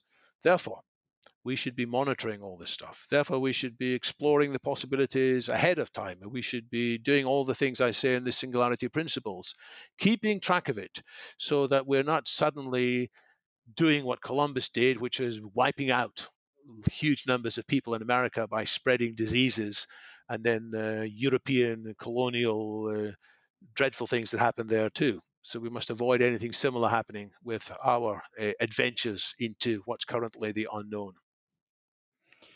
I really like that story about Columbus, though I have personally read and heard a different version of it, which to me makes a little bit more sense. And the one that I know of is that Columbus's discovery is a combination more of a um, faking and luck, which is kind of very entrepreneurial in a way. With the idea of you fake it until you make it. And here's what I mean specifically. So Columbus went originally to a number of what you refer to as VCs to fund his expedition across the Atlantic, and he was turned down. And the reason why he was turned down, for example, in Portugal and in other places, was because the royal advisors there also knew the kind of potential measurements of the Earth, the distance that the Asian continent was spanning in terms of land mass, which was kind of approximately estimated, since the time of Marco Polo at least. Um, and so they knew that Columbus has literally no chance of ever getting to Japan living from Western Europe. Like, absolutely impossible. The distance would have been there many times, an order of magnitude bigger than the best estimate that a sailing ship could ever get to. And so, what Columbus did was basically he fudged the numbers.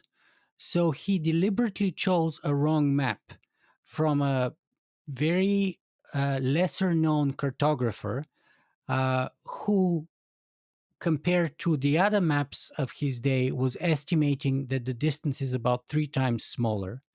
And basically, he fudged the numbers to make it a lot more achievable than the previous royal advisors estimated, which was the reason why they turned him down. So that's kind of the fake it till you make it part of the story.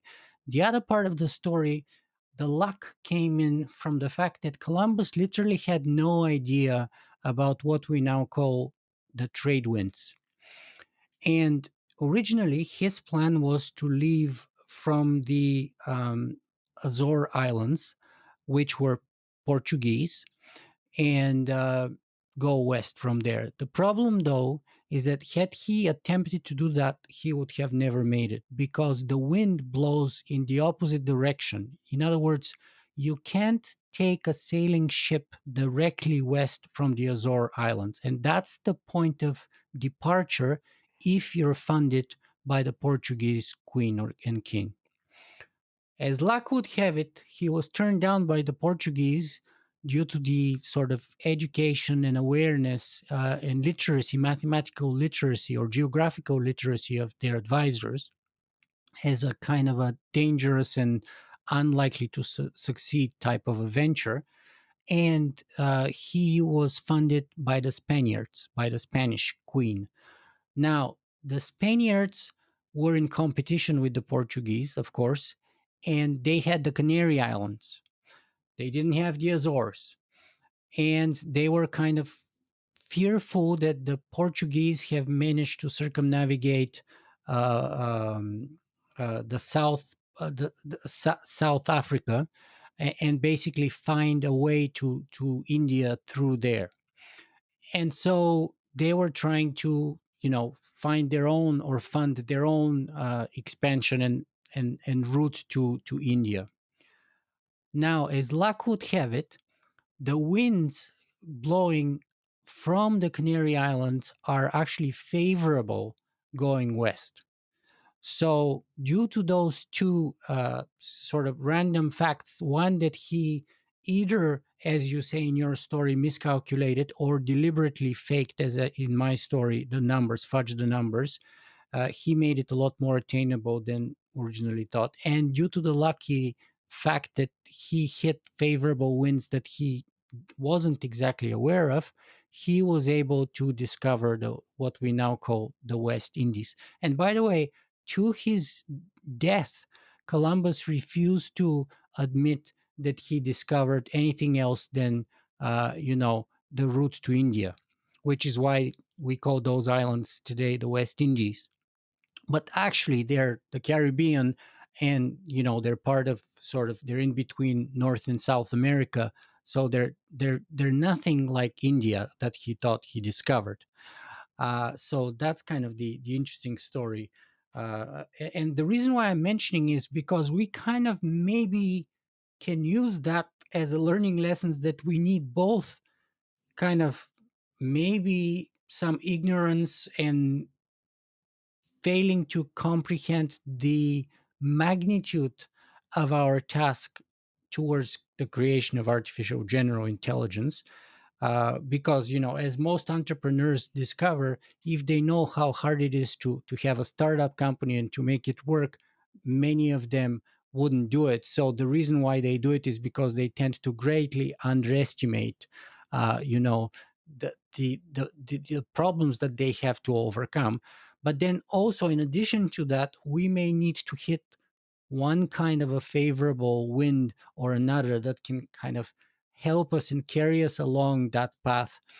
And by the way, we've now have a very good awareness of how those winds work, and the way he also discovered Columbus was that the way he came back then to Spain was by first going north along the coast of North America, and only after you do that for you know a certain amount of time and distance, then the winds actually change direction, and then you can take those winds and ride them back east, because you can't take the same trajectory that you came on from the Canary Islands going west when you're trying to go back. The wind goes in against you, so you can't take a sailing ship that way. So you have to go first up north, and then you take the favorable winds going east.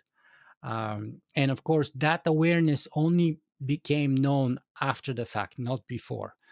So it was a lot of things like faking it until you make it and luck that came together. And maybe that could be a useful metaphor for what we need That to is get. fascinating. So you have added richness to that story. And I thought for a while I ought to research that Columbus story more fully. So I'm more determined now to learn some of these extra details.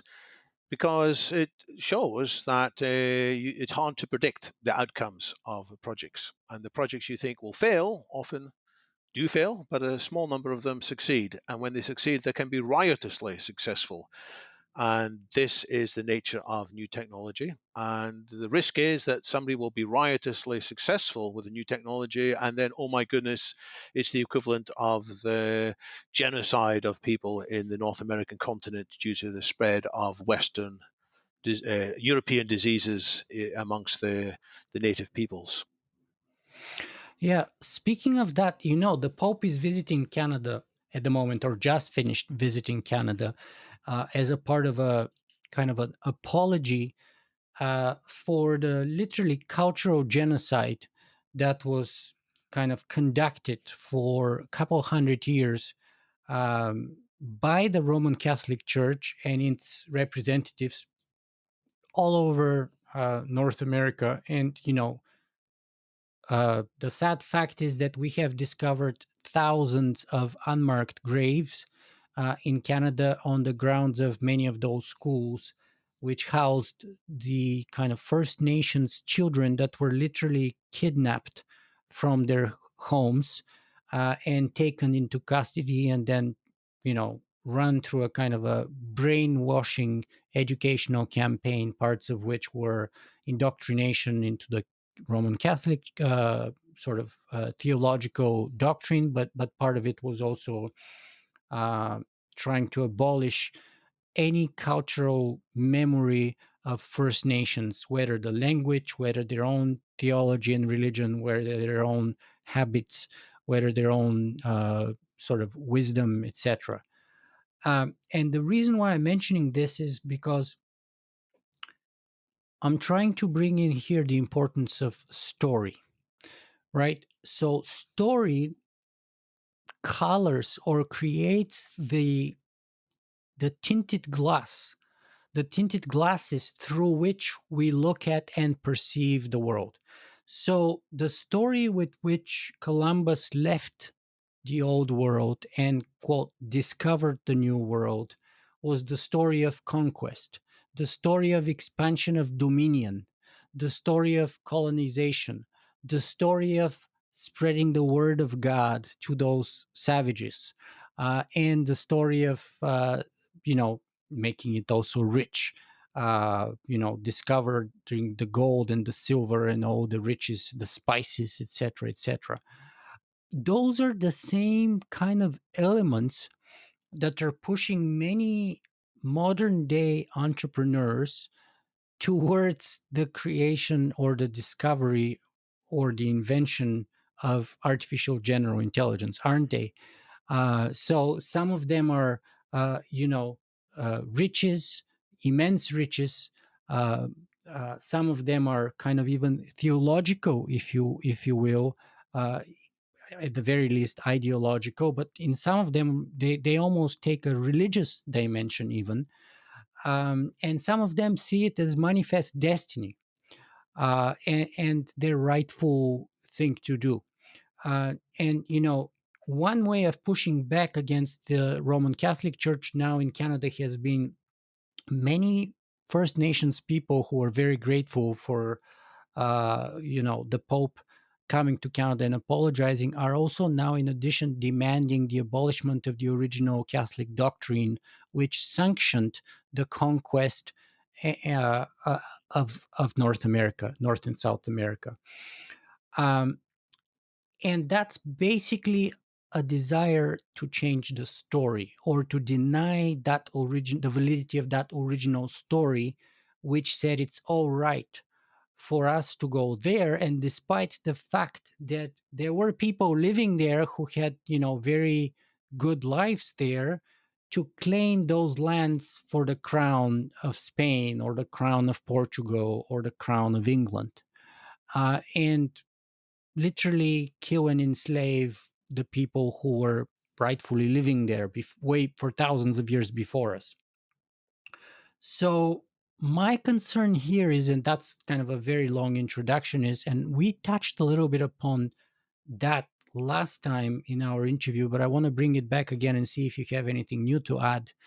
My concern is the so-called AI story, because that's important. I think just like the story that Columbus traveled with kind of colored everything that he saw, he did, and he perceived, and he decided to do. We, or most of us, especially those who create or work on creating the AIs, um, have a story.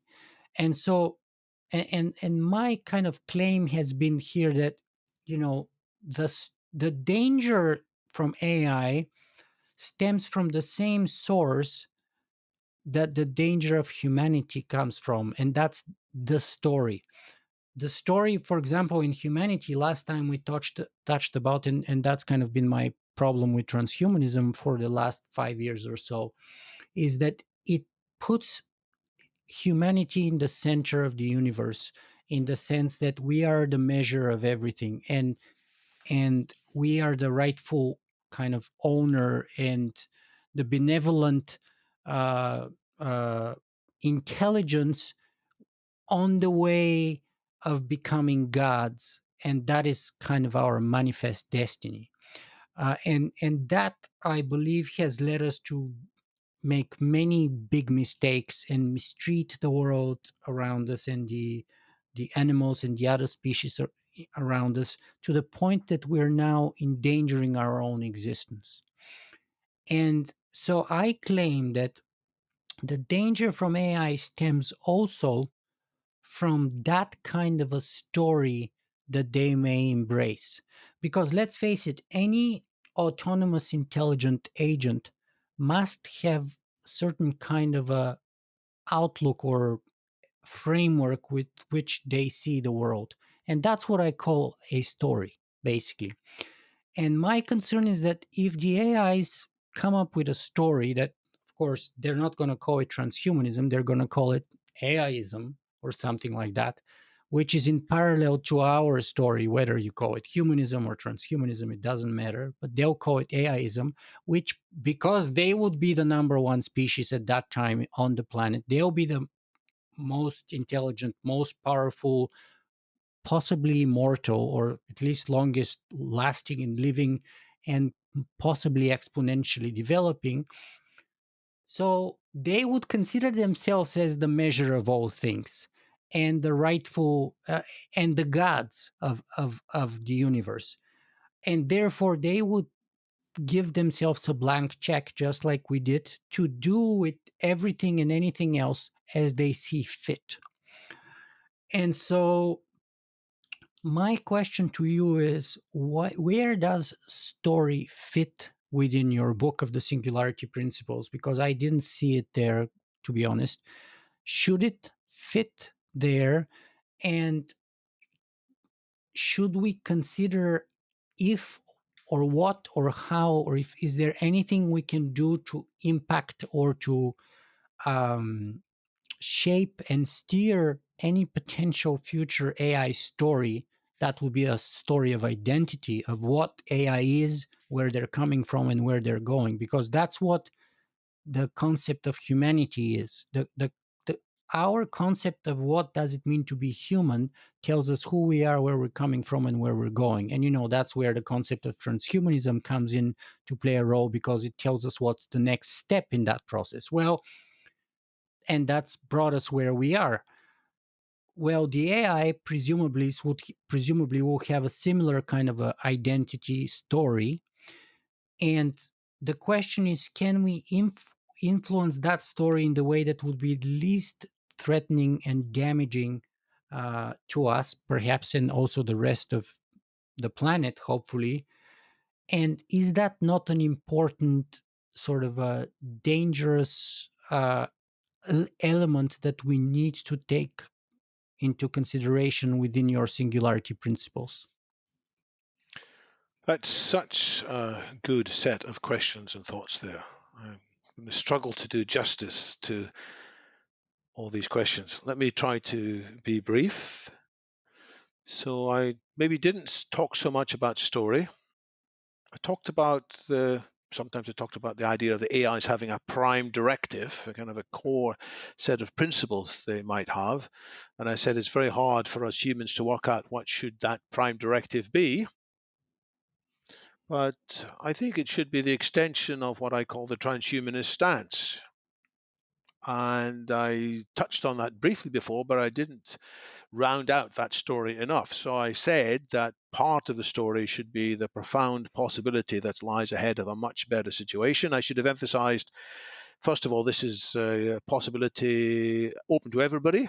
And that's a core part of my understanding of transhumanism. It's a universal access for people who choose. It's not compulsory, and its support in one of my extended set of transhumanist principles is a support for diversity, supporting and valuing and encouraging diversity.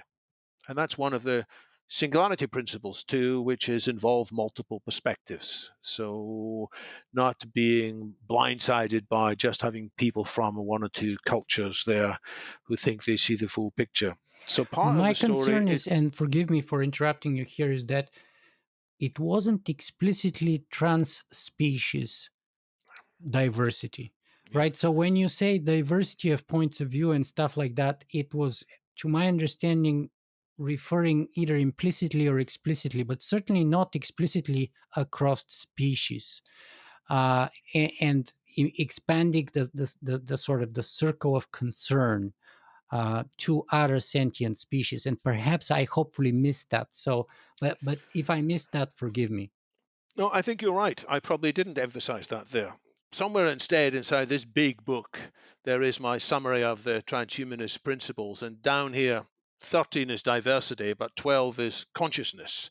So instead of talking about uplifting human well being, the broader vision is uplifting consciousness of all sorts, as makes sense for that. So, to the extent that animals have consciousness, we should seek to minimize their unwarranted, unnecessary pain. So, I share that principle with, amongst others, David Pearce. To the extent that robots in due course are conscious, and we haven't had that discussion yet, and probably we shouldn't because that will take us a long way. But to the extent that robots are conscious, then we should uplift that as well. But I didn't foreground that, and maybe I should have foregrounded it. I was trying to keep the book short and it got longer. And I said at the very beginning, I realized I need to write a short book on this subject. But it already reaches 200 plus pages, 268 pages. So but you're right. Maybe the story deserves some attention. Somewhere in here, I couldn't find it in flicking through just now. I do talk about the importance of engaging not just the brain, but engaging the deeper part of the human spirit. So there should be an uplifting vision which inspires people to take action, but it can't be separated from a clear, rational explanation. So if we have people being inspired by a vision, excuse me, people inspired by a vision that doesn't make rational sense, that's incredibly dangerous. And we've got lots of that in the world today. So the rational explanation must be there, but then to truly tap into deeper parts of human volition and motivation, we have to have a richer vision. And the vision is a much better world is within our grasp, a vision of a world in which everybody benefits, with diversity supported. And by the way, that there is real risks ahead. So that's part of the vision too. We should not be blasé or naive about this. We should not be careless. And it is down to the actions that you and I and the listeners and viewers take. Each of us have a role to play. And if in the end we are facing oblivion in the last few minutes, sadly, many of us will wonder, I should have done more. So let's not have that wonder. Let's figure out what each of us can do now. And exactly what you're doing, Nicola, you're raising the caliber of the discussion about these topics. And in my own way, I'm trying to do that as well. And I want to build bridges to communities of all sorts who are concerned about the risks, but also who wish to see the profound possibilities achieved and, if possible, accelerated. David, what's one question that perhaps I should have asked you and I didn't? So why aren't there more of the existential risk communities getting behind this book and supporting it? So there are communities such as the Future of Life Institute in Boston and of course around the world, such as the Future of Humanity Institute at Oxford, a bunch of others. And I've tentatively reached out to some of them and said, "Are you interested in this?" And I got a few polite replies, but I haven't managed to engage any of them yet. So maybe I've just been a bit clumsy. Maybe they have a bit of an insider group mentality. Maybe they prefer people that they are comfortable with who use exactly their language. But I wish I knew the answer to that, because I want to be very much supporting them in what they're doing. But I think I have a way of expressing things which complements often what they're doing currently. Yeah, but that to me is honestly kind of very sad, and perhaps even worse than sad, disappointing to the degree of making me pessimistic, because those are the people interested in working on the same issues that you're interested in and working on in this book. They're academics, so they're kind of the most sophisticated and educated on the topic. In a way, you can say that they are kind of like your colleagues in terms of maybe not what they would call academic rank, etc., or position, but in terms of the journey that you guys are on, and in terms of the values that you want to bring in. And yet, my fear is if you can't even reach out to them and get their interest and engagement, how could you ever make progress with other people, especially in Russia and China, and with all the current global sort of geopolitical realignment unfolding as we speak.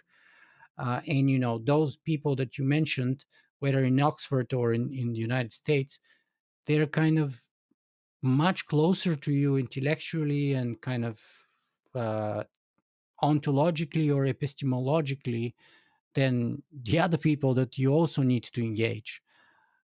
So you would think, or I would have presumed, that that's kind of the low hanging fruit. And if you can't even reach that or get that, that's very concerning, to say the least. Well, maybe in a few weeks' time, I'll have better news on that front. But maybe it will turn out that I'm just naive and I think my arguments are good, but they, with their different points of view, evaluate my suggestions as being lightweight and they have better things to do. I don't think so. I think there's a lot of good analysis in my book, and people who have read it have given me lots of positive endorsements, I think, honestly. But maybe, well, we'll find out to what extent this stuff stands up to more serious scrutiny. I think what's more likely is that they are caught in their own ways, some of them. And some of them, frankly, well, be very careful what I say here. Some of them are probably going through the motions. They found a role and it's quite interesting, but they are following the rules, the simple rules, rather than truly being open to the most effective ways forward. So they may talk about finding the most effective solutions, but they are constrained. So that would be a bleak analysis, and I hope that bleak analysis is quickly refuted by what happens as I reach out to more people now that my book is almost entirely published. When I say almost entirely published, it's the audio version that I'm still waiting to hear back from Amazon has been approved for their release. It's now 8 days or so since I uploaded it. So once that's done, I intend to advocate more widely. Yeah, and let me jump in here in your defense a little bit, because I would put forward the claim that, I've interviewed a bunch of those people, including originally James Martin, who was the largest donor to the Oxford Institute of Future Studies in its history. To my understanding, is he was by far the largest single donor.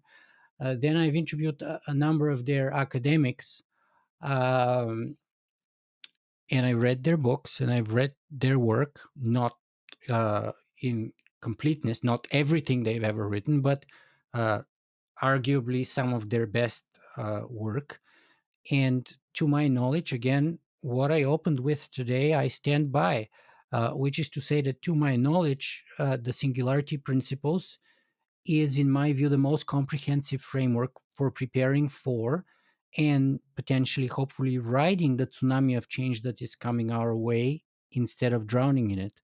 Uh, to my knowledge, again, I haven't seen any work of that comprehensiveness, that magnitude, with a kind of a principled framework which tries to account for all possibilities. Um, so, That's very thoughtful and kind of you to say. There is another explanation as to why some of the people who understand these issues don't want to have a particular type of public discussion about it, which I touch on in my book as well, which is that some people are afraid that if this issue is more widely discussed, politicians will be alarmed and they will rush in with very foolish countermeasures. And so I think some of the people who are leading the AI development projects, they know that there is a likelihood of AGI being reached in 10 years, but they don't want to say that. So they want to say instead, oh, it's going to be several decades into the future, maybe 30 or 40 years. And in a sense, it's like Columbus. They're saying a different thing because they reckon it will make their lives easier. They do not want the likes of Boris Johnson or our next Prime Minister, Liz Truss, probably reaching in there with a very naive approach and say, hey, let's program Asimov's principles into all new silicon or something like that. Or something much worse than that, because of course the interference could slow down lots of good, legitimate, relatively safe AI work as well. So I know there is in some corners an apprehension about airing some of this fears in public. But I think no. I think we need to engage the public because the public has a wider understanding. And of course, the public contains lots of people who will get it wrong and they will go off on crazy detours. So there is a risk with a public discussion. But ultimately, I do believe that the possibility of a rich discussion is there, and we will have people from all perspectives who round out the story, as you have rounded it out in various of your very interesting contributions today and made it richer, in my view. I think many others will do so too, and we need to have that discussion. So I want to bring it to the public, even though others may fear that discussion. So ultimately, I believe in the power of democracy, whereas others would rather do things by technocracy alone. And I think we need the democracy too. yeah, and you even have that concept of super democracy in your book, which I'm also a fan of. Uh, David, we've been talking for over 2 hours now, and unfortunately, it's time for us to bring our conversation to an end. So, and just to be clear one more time, if it hasn't been so far, I highly recommend anyone who is interested in the singularity as a concept and all the sort of the dangers and possibilities around it to check out David's The Singularity Principles. It's a good book. It's fantastic book on that topic. Is the most comprehensive one I've read so far, and it's totally worth your while. Um, let's perhaps ask David, what's next for you?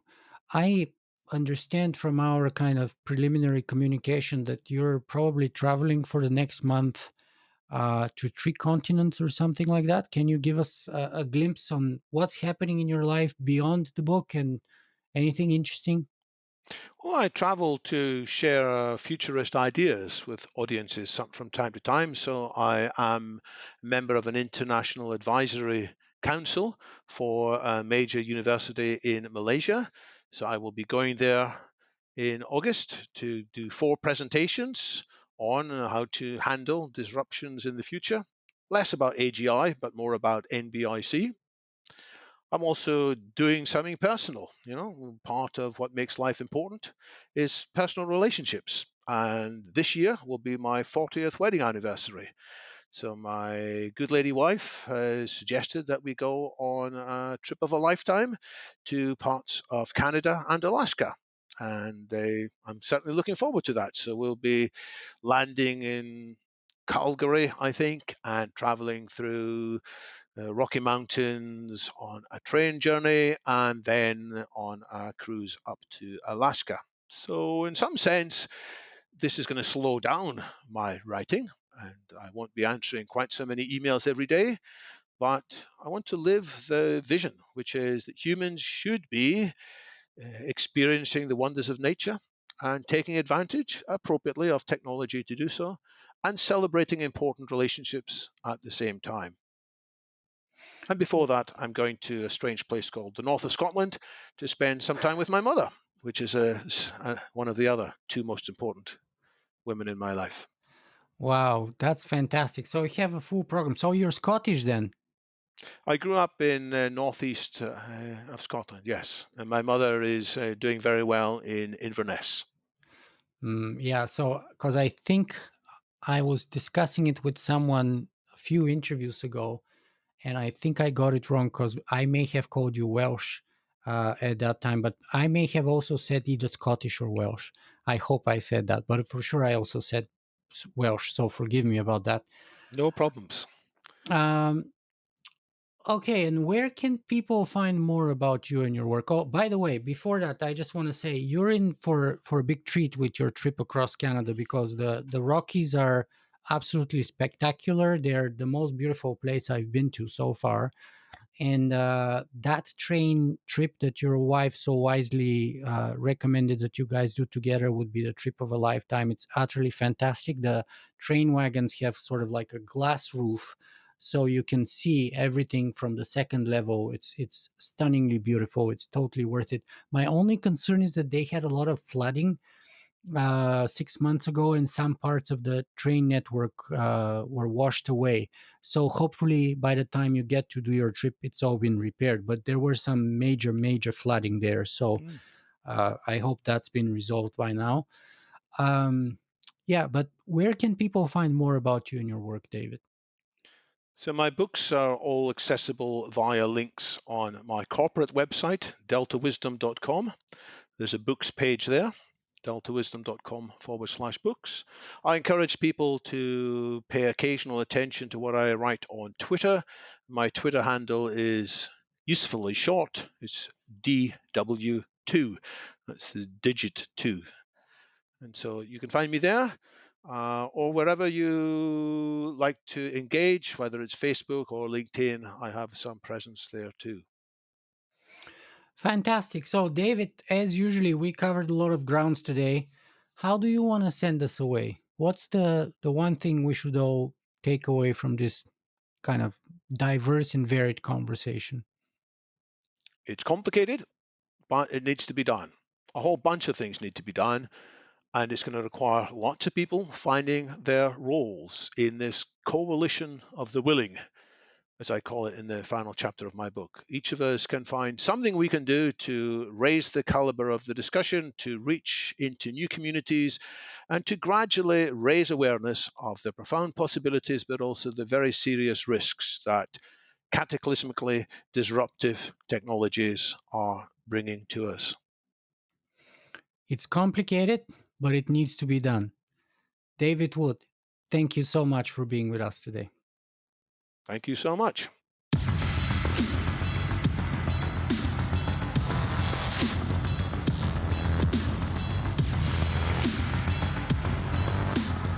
If you guys enjoy this show, you can help me make it better in a couple of ways. You can go and write a review on iTunes, or you can simply make a donation.